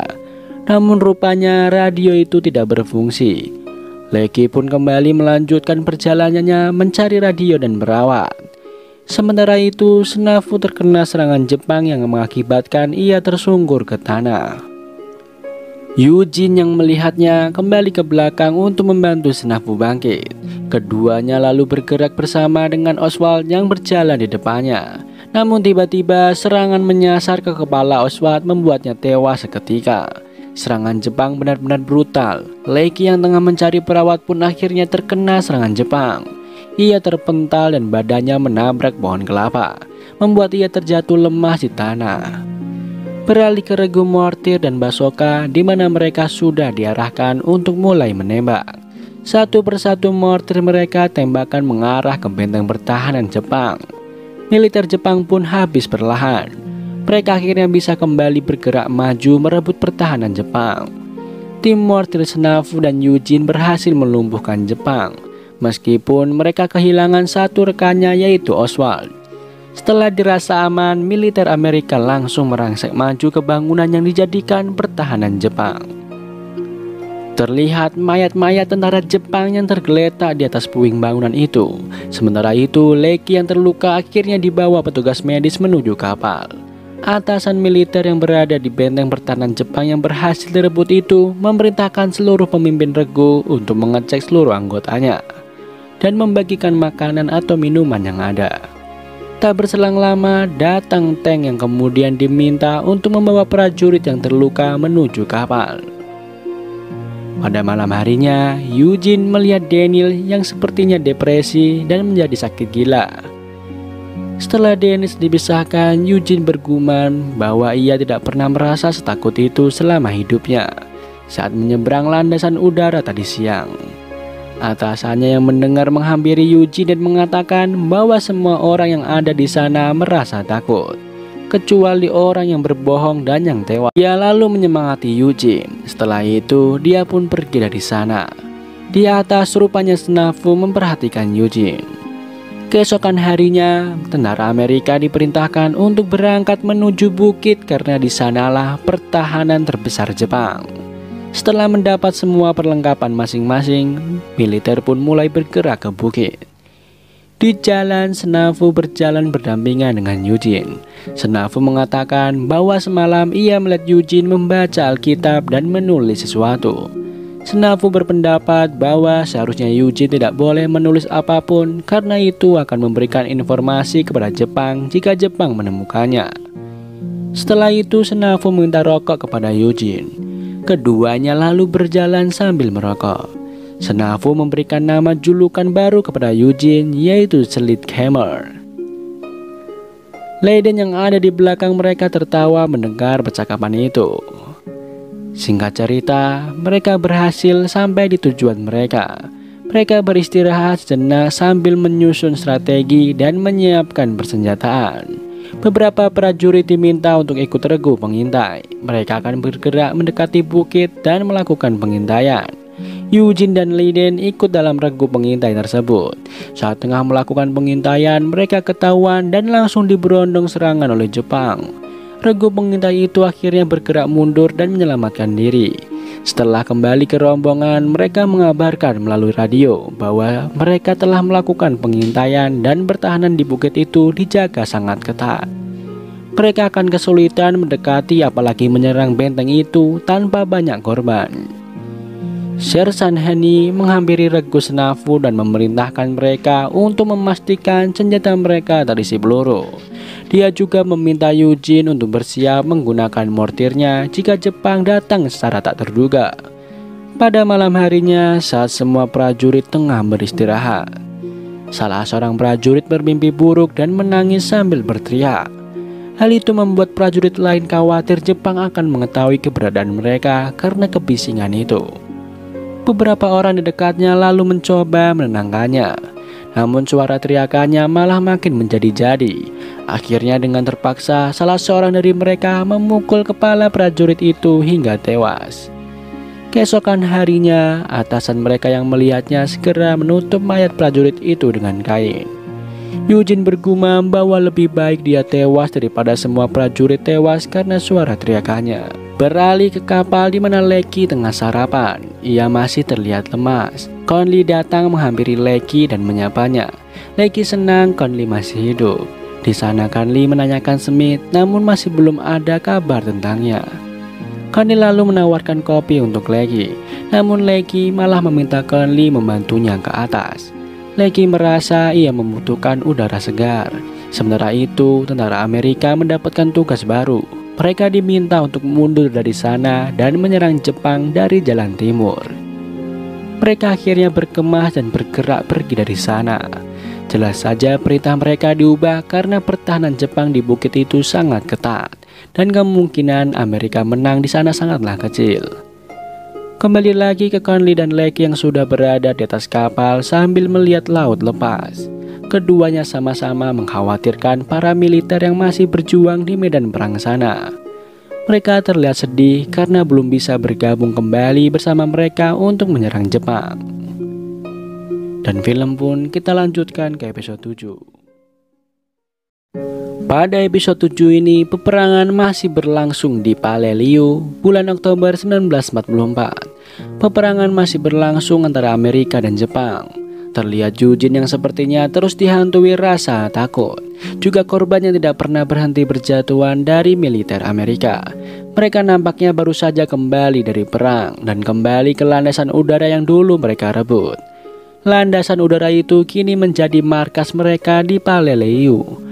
Di sana atasan mereka memberikan mereka waktu untuk beristirahat dan makan sebelum mereka akan kembali berangkat berperang. Terlihat Eugene yang kembali menulis di buku kecilnya. Tiba-tiba atasannya datang mendekatinya. Awalnya mereka berbincang santai. Mereka membicarakan asal Eugene dan latar belakang keluarga Eugene. Setelah selesai berbincang, dia meminta Eugene untuk membangunkannya 20 menit lagi karena ia ingin tidur. Eugene pun menerima tugas tersebut. Singkat cerita, mereka akan segera diberangkatkan kembali menuju medan perang. Saat hendak berangkat, mereka berpapasan dengan kawanan marinir yang berangkat sebelum mereka. Kondisinya ada yang luka parah, ada yang luka ringan, bahkan ada yang harus dibawa menggunakan tandu. Tanpa sengaja, Eugene melihat Jargens yang dibawa menggunakan tandu. Dia masih sadar dengan sebatang rokok yang masih ada di mulutnya. Namun ia terlihat sangat lemah dan tidak bisa berbicara. Terlihat juga ada kainnya menutup luka di kakinya. Sepertinya Jargens terluka cukup parah. Di lain tempat, John Basilan tengah menghadiri sebuah acara promosi penjualan obligasi perang Amerika. Di sana Basilan sangat disanjung sebagai pahlawan negara. Meskipun ia sudah lama kembali ke Amerika, namun sepertinya ingatannya tentang kematian Manuel sahabatnya masih terus membayanginya. Ia melampiaskan perasaan tersebut dengan bermain golf seharian hingga hari menggelam. Kembali lagi ke kompi Eugene yang masih di perjalanan menuju medan perang. Belum sampai mereka di tempat tujuan, mereka pun diserang oleh Jepang. Akhirnya mereka pun berlindung untuk mencari tempat yang aman. Tidak hanya itu, mereka juga sambil menyiapkan persenjataan. Burji dan timnya yaitu Eugene dan beberapa orang lainnya segera menyiapkan bunker untuk menyerang Jepang. Saat tengah menyiapkan mortirnya, Eugene memperhatikan suara sekitar. Ia lalu menyimpulkan bahwa Jepang berlindung di balik bunker dan menembaki mereka dari dalamnya. Eugene pun mengungkapkan pendapatnya itu kepada Burji. Namun Burji tidak percaya karena Regu sebelumnya sudah membersihkan bunker menggunakan granat. Eugene terus meyakinkan Burji hingga akhirnya ia pun membuktikannya. Burji mendekat ke ventilasi bunker dan melihatnya sendiri. Benar saja, tentara Jepang ada di dalam bunker dan menyerang tentara Amerika dari dalamnya. Mereka lalu bersama-sama mengepung Jepang dari sisi atas bunker. Granat mereka masukkan ke dalam bunker membuat ledakannya di dalam. Setelah itu salah satu dari militer yang masih hidup berusaha keluar dan melemparkan granatnya keluar. Hal itu membuat salah satu prajurit terluka. Tak lama, tank Amerika datang dan memerintahkan semuanya untuk menjauh dari bunker. Eugene segera membawa Bill yang terluka untuk menjauh dari bunker. Tank lalu meledakkan bunker dan beberapa prajurit Jepang pun keluar dari bunker itu. Dengan sigap, militer Amerika yang ada di sekitar sana segera menembak tentara Jepang yang keluar. Salah satu tentara Jepang yang berlari ke arah Eugene dan mengeluarkan pedangnya, ia berniat membunuh Eugene. Eugene segera mengambil senapan milik Bill dan menembak tentara itu tepat sebelum pedang menghunus tubuh Eugene. Bill yang masih hidup dengan luka serius terus memanggil Eugene karena khawatir ditinggal Eugene. Tak lama, tentara Amerika yang datang membawa tank segera membakar area di dalam bunker. Hal itu membuat tentara-tentara Jepang yang masih ada di dalam bunker pun berkelarian keluar dengan tubuh yang terbakar api. Tentara Amerika yang ada di luar segera menembaki mereka satu persatu. Akhirnya bunker berhasil dibersihkan. Tentara Amerika yang ada di sana mengecek mayat-mayat tentara itu satu persatu. Salah satu dari mereka hendak mengambil gigi emas yang ada di dalam mulut tentara Jepang yang rupanya belum mati. Bukannya membunuh tentara itu lebih dulu, ia malah melancarkan aksinya tanpa membunuh tentara Jepang. Eugene yang melihatnya tidak terima dan mengatakan kepadanya agar tidak menambah penderitaan. Secara tidak terduga, Senafu datang dan menembak mati tentara Jepang yang sekarat itu. Malam harinya, hujan mengguyur tempat itu membuat seluruh militer Amerika harus beristirahat dulu di sana. Atasan Eugene mendekat ke arahnya dan memberikan secangkir kopi kepada Eugene. Eugene lalu menanyakan kondisi temannya yaitu Bill Leiden. Atasannya menjawab bahwa dia adalah orang yang kuat dan dia akan segera sembuh. Dia memastikan Bill akan segera kembali. Dia lalu mengabarkan bahwa mereka akan kembali melanjutkan perjalanan ke bukit itu esok hari. Setelah itu, mereka lalu diperintahkan untuk beristirahat. Singkat cerita, esok paginya mereka sudah sampai di bukit yang mereka tuju. Di sana mereka dihadapkan dengan pertempuran yang sangat sengit. Saat itu, tim mortir Burji bertugas menjadi pembawa tandu untuk membawa prajurit yang terluka. Terlihat perjuangan Eugene yang bergerak maju membawa tandu mencari militer Amerika yang terluka akibat serangan Jepang. Eugene mendapat tugas untuk membawa Letnan Hilby yang terluka untuk menjauh dari medan tempur. Namun baru beberapa langkah berjalan, mereka mendapat serangan kembali membuat Letnan Hilby tertembak. Tidak mau menyerah, mereka kembali bangkit dan segera membawa prajurit tersebut menjauh. Namun sayangnya, Letnan Hilby tidak bisa diselamatkan. Letnan Hilby pun tewas di medan tempur. Prajurit senior bernama Henny yang melihat secara langsung kejadian Letnan Hilby terlihat sangat ketakutan dan terguncang mentalnya. Salah satu prajurit lain yang menyadari hal itu segera membawa Henny menjauh dari medan tempur. Pada malam harinya, terlihat Eugene berbincang bersama Delau. Delau terlihat terpengaruh dengan kejadian Hilby dan Henny. Ia merasa bahwa jika Henny seorang militer senior saja bisa terguncang jiwanya, maka ia pasti akan tertembak jika harus naik ke bukit itu lagi. Ia terlihat sangat putus asa. Mereka lalu dikagetkan dengan suara tembakan yang sangat riuh. Keduanya pun langsung bersiaga dengan senjata mereka. Delau terlihat sangat ketakutan hingga menangis di pelukan Eugene. Eugene pun memeluk Delau sambil menenangkannya. Esok harinya, saat prajurit masih belum mulai bergerak, Delau baru bangun dan langsung berlari. Nampaknya ia hendak buang air besar. Ia sampai di sebuah mulut gua dan mulai menurunkan celananya. Belum sempat buang hajat, muncul tentara Jepang dari dalamnya, membuat Delau akhirnya lari kocar-kacir tanpa menaikkan kembali celananya. Satu orang berhasil ia tembak sendiri dan orang Jepang lainnya kemudian ditembak oleh rekan yang lain. Setelah itu, Delau pun menjadi bahan tertawaan prajurit yang lain. Ditambah lagi, ia akhirnya buang air di celana.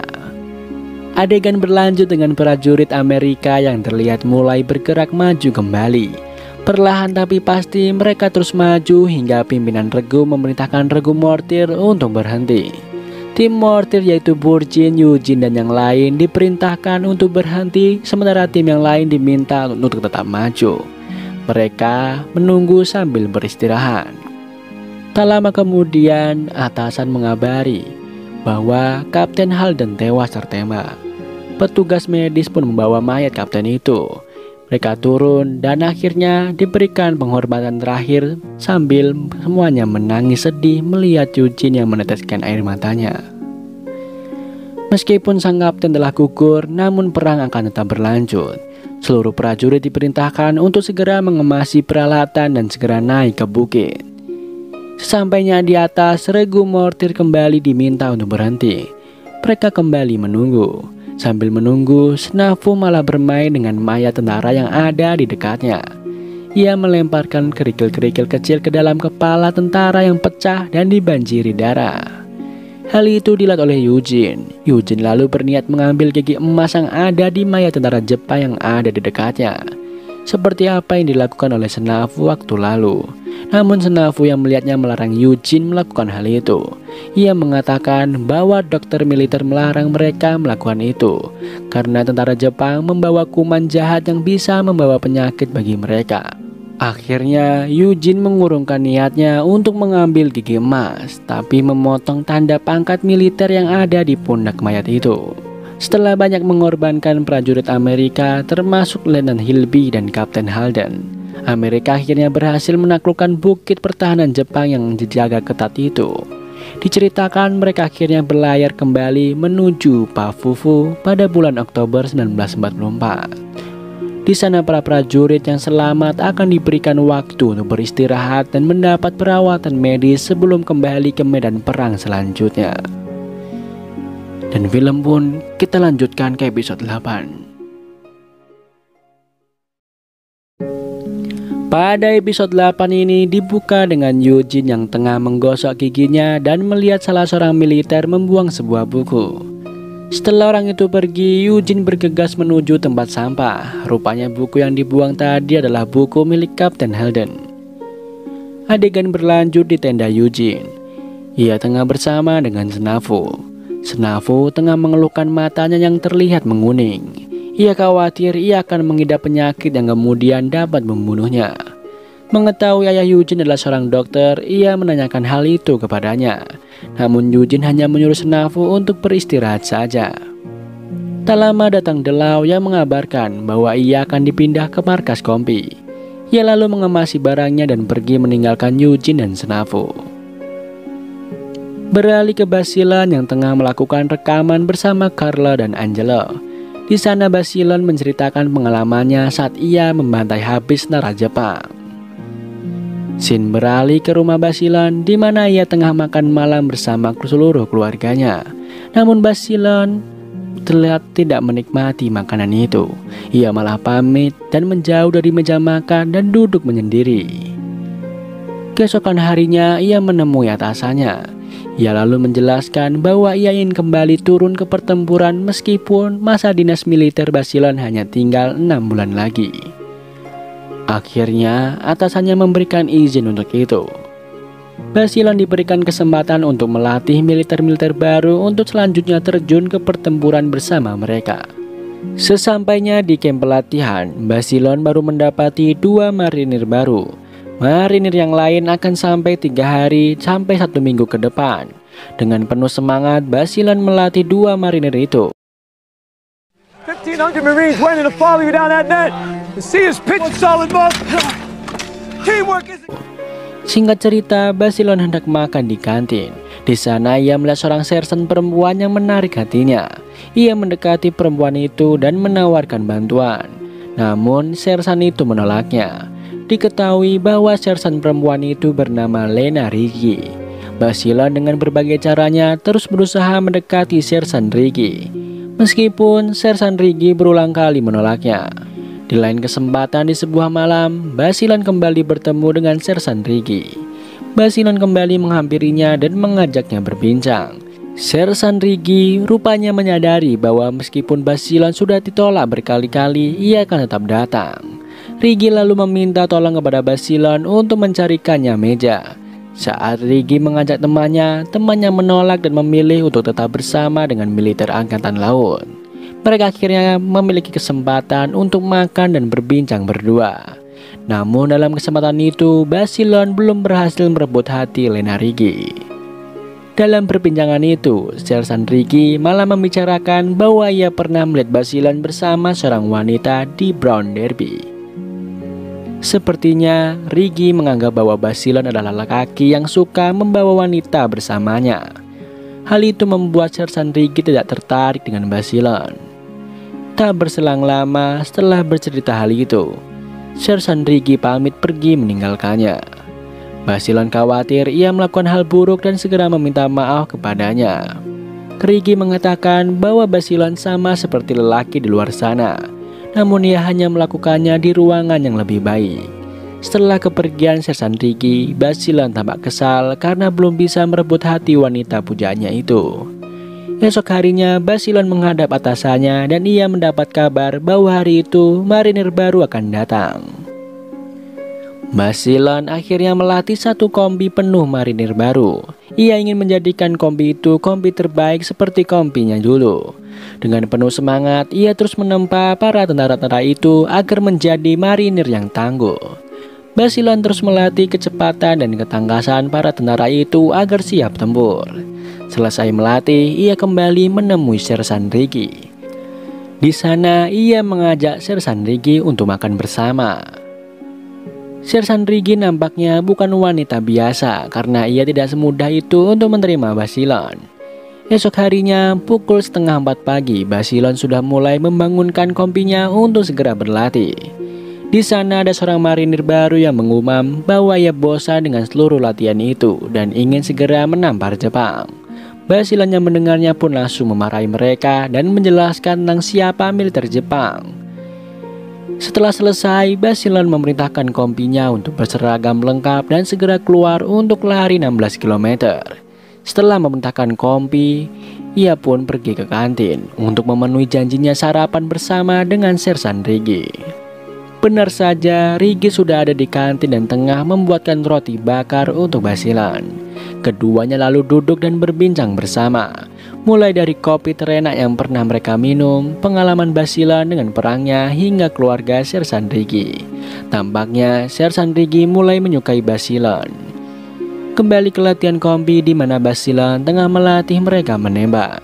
Adegan lalu berlanjut memperlihatkan Basilan dan sersan Rigi yang semakin dekat.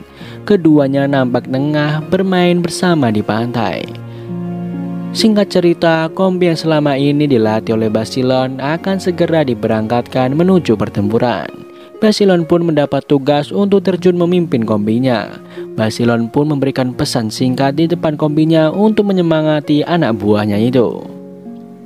Setelah itu, Basilan pergi ke kantin untuk menemui sersan Rigi. Di sana ia lalu menyampaikan bahwa ia diutus untuk kembali bertempur bersama kompinya. Rigi mengerti itu dan akhirnya keduanya sepakat untuk menikah sebelum Basilan diberangkatkan. Pernikahan mereka disambut bahagia oleh rekan-rekan militer yang lain. Setelah selesai, mereka pun berbulan madu dan menginap di sebuah penginapan berdua. Basilan mengatakan bahwa ia ingin memiliki banyak anak, laki-laki dan perempuan. Hal itu disambut baik juga oleh istrinya. Adegan berlanjut ke bulan Februari tahun 1945 di Iwo Jima. Diceritakan bahwa Basilan dan kompinya sudah diterjunkan ke sana dan tengah bertempur. Pertempuran di sana terjadi sangat brutal dan banyak membunuh militer. Basilan terus meneriaki anggota kompinya untuk terus bergerak maju.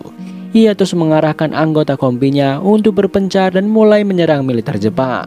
Mereka semua maju dan menyerang Jepang. Mereka membakar area dalam bunker, membuat prajurit Jepang mulai berlarian keluar karena terbakar api. Basilan dan regunya segera menembaki para tentara itu. Setelah daerah tersebut bersih, mereka kembali mencari militer Jepang lain yang masih melancarkan serangan. Peperangan di Iwo Jima benar-benar brutal dan mengerikan. Tidak sedikit prajurit Amerika yang tewas karena ledakan bom dan tembak-tembakan dari Jepang. Melihat hal itu nampaknya membuat Basilan geram dan semakin membakar semangatnya untuk segera menghabisi Jepang dan mengakhiri perang. Ia yang sudah berpengalaman di perang sebelumnya terus mencoba mencari titik lemah Jepang untuk diserang. Setelah menemukan tempat yang aman untuk menyiapkan senjata mesinnya, ia mengerahkan anggota regunya untuk tetap di sana dan menyerang dari sana. Ia berpesan agar mereka mempertahankan posisi mereka apapun yang terjadi. Basilan lalu bergerak maju sendirian untuk kembali menyerang. Dengan susah payah, Basilan terus maju sambil berusaha menghindar dari serangan Jepang.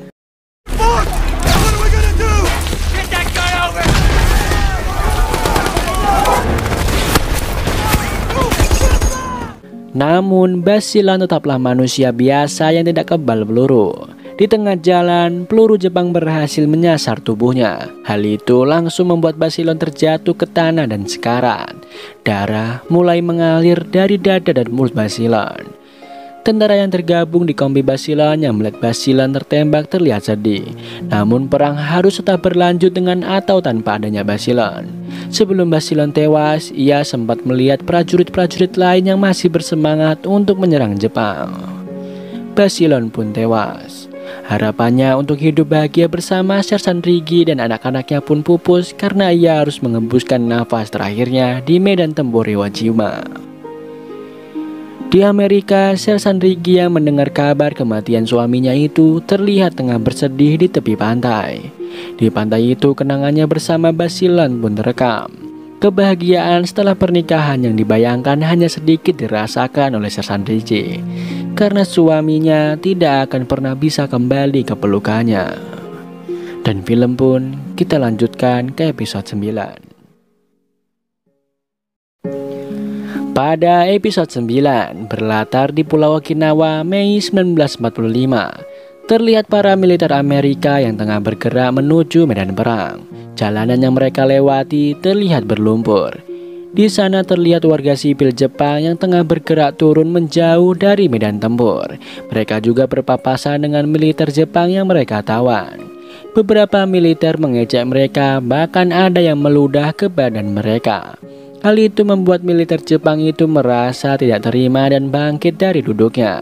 Ia memaki militer Amerika, setelahnya terjadi kericuan di sana. Tak lama datang atasan mereka untuk melerai. Ia mengancam mereka akan masuk ke mahkamah militer jika sekali lagi ribut dengan tawanan. Setelah kejadian itu, mendadak Jepang memulai serangannya. Dari kejauhan, suara pemimpin regu memanggil regu mortir. Dengan cekatan, para tentara pun segera mengambil tempat mereka masing-masing dan mulai menyiapkan senjata mereka. Meskipun mereka telah kehilangan banyak prajurit dalam peperangan itu, namun prajurit yang tersisa masih semangat untuk menggempur pertahanan Jepang. Pertempuran itu terus berlangsung hingga malam hari. Hujan deras pun turun malam itu, mengguyur medan tempur dan membuat tanah semakin becek. Dalam kondisi hujan, maka mereka harus membuat lubang dengan saluran air kecil di dasarnya agar lubang pertahanan yang mereka buat tidak dibanjiri air. Seorang prajurit baru bernama Tony Peck mendapati tugas mengamankan peluru mortir dalam regu mortir Burjin. Sementara anggota regu yang lain tengah sibuk menggali lubang untuk pertahanan mereka nanti. Saat Eugene tengah sibuk menggali lubang, ia mencium bau yang sangat busuk yang ternyata berasal dari mayat yang terkubur di tanah itu. Akhirnya ia memutuskan untuk sedikit bergeser dan menggali lubang baru. Mendadak atasannya datang dan mengkritiknya, karena seharusnya jarak antar lubang adalah 4,5 meter. Dia tidak peduli ada mayat di dalamnya karena seluruh tanah di area itu adalah tanah perkuburan. Ia memerintahkan Eugene untuk kembali ke lubang sebelumnya dan meneruskan galiannya. Singkat cerita, mereka akhirnya sudah siap untuk mulai melawan serangan Jepang.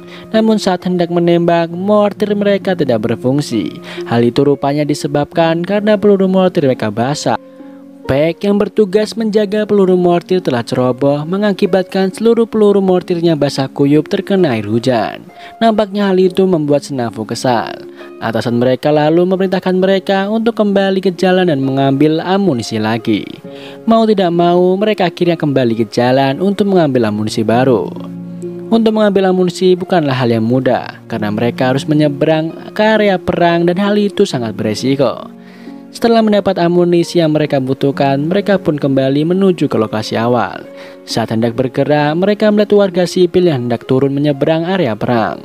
Hal itu akhirnya membuat mereka tewas terkena tembakan Jepang. Ham yang melihat itu histeris dan berusaha menolong salah satu korban yang masih hidup. Namun rekannya yang lain menahannya karena hal itu berbahaya.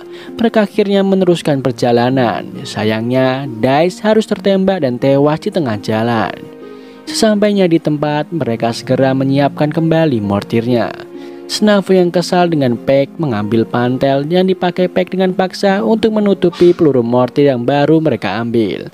Keributan tidak terjadi karena Peck segera menghindar dari Snafu, segera menyiapkan mortirnya. Keesokan harinya, Ham kembali membahas warga sipil yang tewas di depan matanya semalam. Ia menyesal karena merasa tidak ada yang memberikan jalan untuk mereka lewat dengan selamat. Bill Layden datang dan menjelaskan bahwa memang melihat orang tewas secara langsung akan sangat sulit dilupakan. Eugene menambahi bahwa seiring berjalannya waktu ia pasti akan terbiasa dengannya. Setelah itu Snafu mendekati Peck yang tengah memandangi selembar foto. Snafu lalu merampas foto itu dan melihat bahwa itu adalah foto wanita seksi. Peck lalu menjadi bahan ejekan oleh Snafu dan Layden. Tak lama, Burjin yang tengah mengintai pergerakan Jepang mengabarkan bahwa para tentara Jepang mulai bergerak mundur.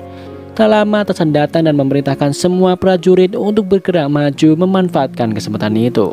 Ia meminta Burjin untuk membawa regunya maju ke depan. Semua militer pun mulai bergerak mendesak pertahanan Jepang. Sambil terus waspada, mereka mengecek seluruh area itu.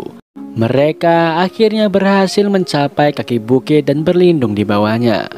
Di sana mereka mengintai keadaan terlebih dahulu, berjaga barangkali masih ada militer Jepang yang akan menembaki mereka. Saat tengah mengintai, yang datang justru warga sipil yang sepertinya hendak menyelamatkan diri. Tentu saja para militer Amerika memberikan jalan bagi mereka untuk turun. Namun mendadak salah seorang dari warga sipil itu yang membawa bayi berhenti bergerak dan malah memberikan bayinya kepada para tentara itu. Tentara Amerika merasa janggal dengan hal tersebut. Rupanya wanita itu adalah jebakan dari Jepang karena di badannya sudah dipasangi banyak bahan peledak. Setelah wanita itu meledak bersama bayinya, Jepang kembali menembaki militer Amerika. Beberapa tentara Amerika mulai maju untuk menembaki militer Jepang itu. Eugene dan rekan timnya yang masih berlindung di balik bukit berusaha membidik penembak Jepang dari sana. Hingga akhirnya Snafu berhasil menembak penembak Jepang yang ada di atasnya. Saat mereka hendak kembali bergerak, mendadak serangan artileri Amerika jatuh di area tersebut. Hal itu membuat militer terpaksa kembali mundur beberapa meter untuk menyelamatkan diri. Serangan artileri yang menyasar itu rupanya terjadi karena perwira yang salah membaca peta. Singkat cerita, malam kembali datang dan mereka kembali beristirahat dari perang. Esok paginya terlihat Eugene yang sedih setelah membawa surat di tangannya. Snafu yang sadar itu mendekati Eugene dan menanyakan keadaannya. Eugene mengatakan bahwa anjing peliharanya mati. Eugene merasa sedih karena ia sangat dekat dengan anjingnya yang baik itu. Snafu lalu mengucapkan rasa turut berdukanya dan mencoba untuk menghibur Eugene. Tak lama datang Bill Layden yang merampas foto yang tengah dipegang oleh Peck. Hal itu rupanya menyulut keributan. Keduanya terlibat baku hantam. Keduanya lalu dilerai oleh Burjin. Saat hendak pergi dari sana, Bill Leiden terkena serangan artileri Jepang, membuat dirinya terluka parah. Eugene berusaha menolongnya, namun hal itu dicegah oleh Ham dan Senafu karena sangat berbahaya. Adegan berlanjut di malam hari di mana Senafu tengah mendekati Paik dan menawarinya rokok. Ia menawari Paik untuk mengambil mantel baru dari mayat yang ada di dekatnya. Namun Paik sepertinya tidak tertarik untuk berbincang dengan Senafu. Sudah 60 hari lebih mereka di Okinawa, namun perang masih juga belum selesai. Terlihat Eugene yang hendak buang air saat mendadak atasan memanggilnya untuk melaksanakan sebuah tugas. Saat berjalan naik, ia terpeleset dan masuk ke sebuah lubang yang berisi air dan mayat yang dipenuhi dengan belatung. Ia segera melepas jaketnya dan membersihkan bajunya dari sisa-sisa belatung yang masih menempel. Ia kembali mendapat panggilan dari atasan yang membuatnya segera bangkit dan bergerak ke atas. Mereka rupanya hendak menurunkan serangan bom ke arah persembunyian Jepang. Eugene diminta untuk mengukur koordinat tempat itu. Setelah pondok tersebut dibom, para militer Jepang terlihat berlarian turun dan hendak menyerang militer Amerika. Eugene, Ham, dan yang lain langsung menembaki para tentara Jepang itu. Dari kejauhan terdengar suara yang memerintahkan mereka untuk menahan tembakan, namun Eugene meneruskan tembakannya, bahkan menggunakan pistolnya untuk menembak satu prajurit Jepang terakhir. Saat Eugene turun, atasannya memberikan perintah tadi memarahinya karena tidak memperhatikan arahannya. Eugene menjawab dengan kesal bahwa mereka datang untuk membunuh Jepang dengan apapun senjata mereka. Malam harinya, hujan kembali turun membuat tanah terus-menerus basah. Eugene dan Senafu yang sudah sangat muak dengan keadaan itu terlibat pertikaian. Adu mulut itu membuat Paik ikut kesal dan mendadak menembakkan pistolnya ke sembarang arah. Senafu, Eugene, dan Ham berusaha menarik Paik, namun terlambat karena Jepang akhirnya memulai serangannya kembali. Serangan itu berhasil membunuh Ham malam itu. Paik lalu dibawa menjauh dari sana dan pemimpin regu lalu memerintahkan Senafu dan Eugene untuk beristirahat. Esok harinya perang kembali berlanjut. Tank Amerika mulai dikerahkan dalam pertempuran karena Jepang masih terus bertahan. Militer Amerika mulai berhasil masuk ke pertahanan Jepang dan menggemburnya. Perlahan seluruh tentara Jepang yang ada di sana berhasil dihabisi oleh militer Amerika. Senafu dan Eugene yang tengah mengecek di atas bukit mendengar suara tangisan bayi dari dalam pondok. Keduanya lalu mengecek ke dalam pondok. Benar saja di dalam ada seorang bayi yang masih hidup tergeletak bersama kedua orang tuanya yang sudah meninggal. Saat hendak keluar, Eugene mendapati seorang perempuan tua yang perutnya terluka parah. Perempuan itu memohon agar Eugene menembaknya, namun Eugene tak sampai hati untuk membunuhnya. Akhirnya Eugene mendekap perempuan tua itu ke dalam pelukannya hingga perempuan itu meninggal dengan sendirinya. Setelah keluar dari pondok itu, Eugene kembali menemukan warga sipil Jepang. Kali ini seorang bocah laki-laki yang juga terluka parah. Eugene sudah membidiknya, namun ia tidak jadi menembak karena merasa iba.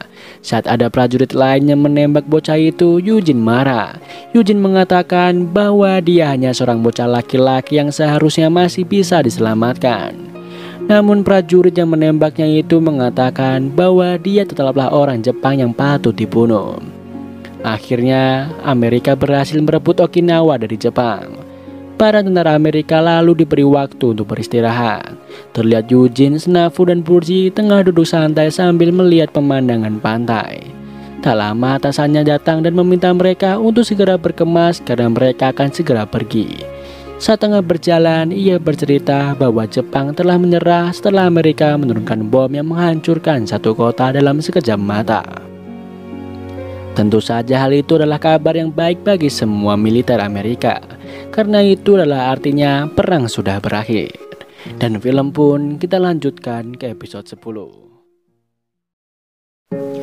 Pada episode 10 ini terlihat Lecky yang tengah dirawat di rumah sakit yang tengah bersama dengan pasien lain dan seorang wanita yang sedang membacakan sebuah buku untuk mereka. Tak lama datang seorang pria yang mengabarkan bahwa Jepang sudah menyerah dan perang telah usai. Semuanya yang mendengar itu terlihat sangat bahagia dan saling memeluk satu sama lain. Di Okinawa, militer Amerika tengah berpesta merayakan kemenangan mereka atas Jepang. Setelah banyak militer Amerika yang menjadi korban perang itu, Akhirnya Amerika resmi menang atas Jepang. Atasan mereka mendadak menghampiri Eugene, Snafu, dan Burji yang tengah duduk bersama. Ia memberikan sebotol minuman untuk mereka berpesta sendiri. Setelah atasannya pergi, ketiganya lalu meminum minuman itu secara bergantian. Adegan selanjutnya memperlihatkan Lecky yang baru saja sampai di rumahnya diantar sebuah taksi. Saat hendak membayar, pengemudi taksi mengatakan bahwa ia tidak ingin menerima orang itu. Ia juga mengucapkan selamat datang kepada Lecky sebelum pergi meninggalkan Lecky. Di rumah tidak ada penyambutan khusus untuk Lecky. Bahkan sepertinya mereka tidak tahu akan kepulangan Lecky. Di kereta terlihat para militer hendak kembali ke tempat asal mereka masing-masing. Eugene duduk bersama Snafu dan Burji. Ketiganya berbincang sambil menikmati makanan yang tersedia di meja makan. Burji menceritakan bahwa ia akan bertemu dan merencanakan untuk menikah dengan Florence, gadis yang ia temui di Melbourne. Berbeda dengan Eugene yang sepertinya tidak mengenal gadis. Berlanjut ke Sersan Ricci yang mendatangi rumah Basilon. Di sana ia disambut oleh kedua orang tua Basilon dan adiknya. Kedua orang tua Basilon masih terlihat sedih dengan kematian Basilon, terutama ibunya. Begitu juga dengan Sersan Ricci. Meskipun ia berusaha terlihat baik-baik saja, namun kesedihan tetap terlihat dari mata Sersan Ricci. Kedatangan Sersan Ricci ke sana hendak memberikan medali kehormatan milik Basilon yang ia simpan. Ia merasa bahwa keluarga Basilon lebih berhak atas medali itu. Ibu Basilon mendekati Sersan Ricci dan memeluknya. Keduanya lalu menangis bersama. Begitu juga ayah Basilon yang terlihat sangat sedih setelah membuka medali tersebut. Kembali ke kereta, di mana kereta tengah berhenti di Zewot, Texas. Di sana Burji sudah dijemput oleh ayah dan adiknya. Ia turun duluan meninggalkan Snafu dan Eugene. Terlihat Burji yang memeluk ayahnya dan langsung menggendong adik laki-lakinya. Setelah itu, kereta kembali melaju. Berlanjut ke sebuah kantor kabar berita. Terlihat Lecky tengah melamar pekerjaan di sana. Kedatangannya ke kantor itu sepertinya menyita perhatian para perempuan di sana. Lecky yang tengah menghadap pemilik kantor menjelaskan alasannya ingin kembali bekerja di sana. Dengan semangat, ia bahkan bekerja di hari itu juga untuk meliput pertandingan olahraga. Malam harinya, ia tengah mengetik hingga ia melihat Vera yang baru saja diantar pulang oleh seorang tentara. Lecky sepertinya sedih melihat hal itu. Tak lama ibunya datang dan mengagetkannya. Lecky mengatakan bahwa ibunya itu seperti Jepang karena menyelinap diam-diam. Ibunya kemudian mengetahui bahwa ia tengah memata-matai Vera. Ia lalu membuka lemari pakaian Lecky dan mengeluarkan seragam biru milik Lecky. Ia mengatakan bahwa Lecky akan sangat tampan jika mengenakan seragam itu. Kereta sudah sampai di kota New Orleans yang berarti bahwa Snafu harus segera turun dari kereta. Sayangnya ia tidak sempat berpamitan dengan Eugene karena Eugene masih tidur lelap saat itu. Kembali ke Lecky yang malam itu mendatangi rumah Vera mengenakan seragam birunya. Ia mengajak Vera kencan makan malam. Namun Vera menjawab bahwa ia sudah ada janji kencan malam itu. Tak lama datang laki-laki yang Lecky lihat mengantar Vera. Bukannya menyerah, Lecky malah menawarkan hari lain untuk mengajak Vera berkencan.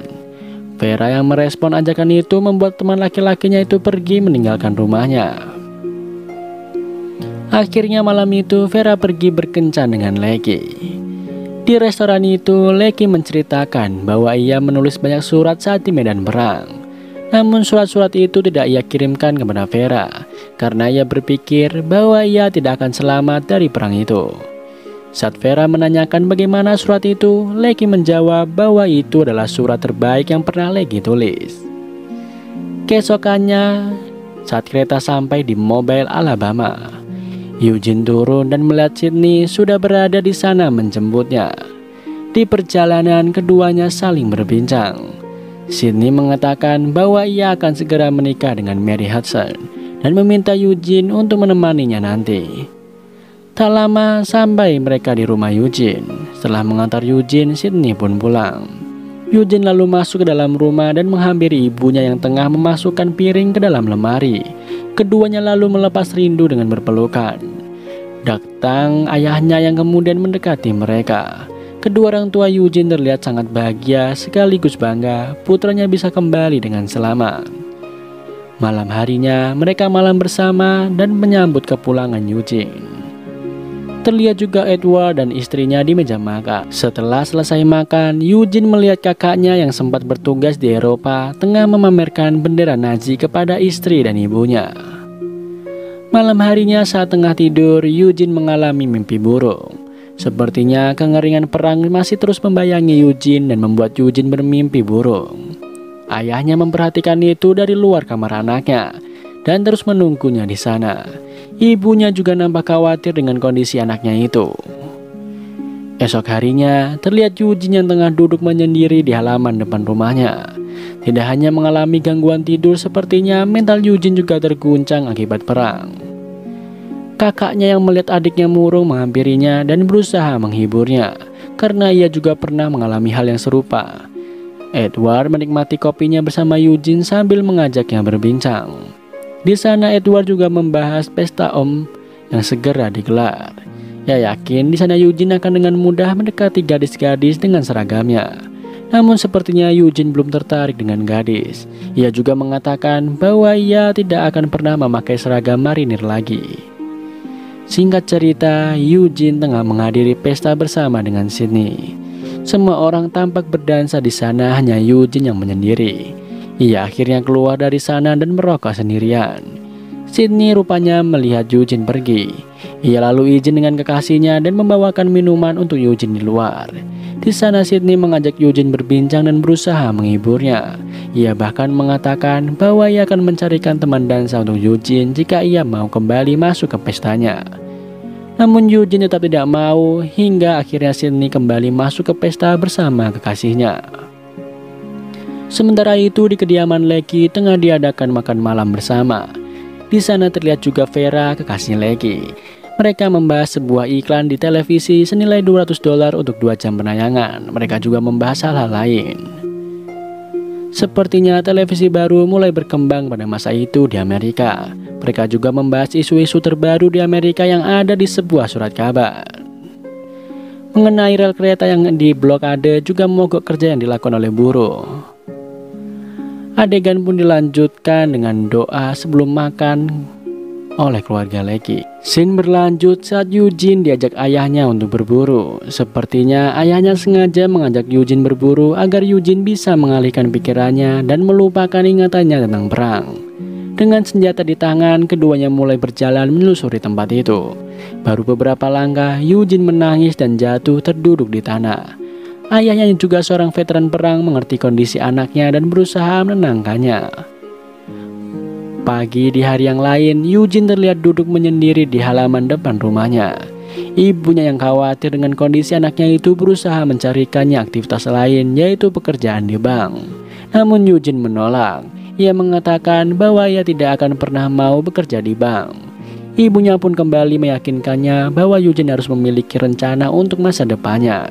Dia mengatakan bahwa ia tidak ingin melakukan apapun untuk beberapa waktu ke depan. Tak lama datang ayah Eugene yang meminta Mary untuk pergi meninggalkan Eugene sendirian. Ia mengatakan bahwa Mary tidak mengetahui apa yang sudah Eugene lewati hingga ia menjadi seperti itu. Ia menyarankan agar Mary memberi Eugene waktu untuk menyendiri terlebih dahulu dari depresinya. Dan film pun berakhir.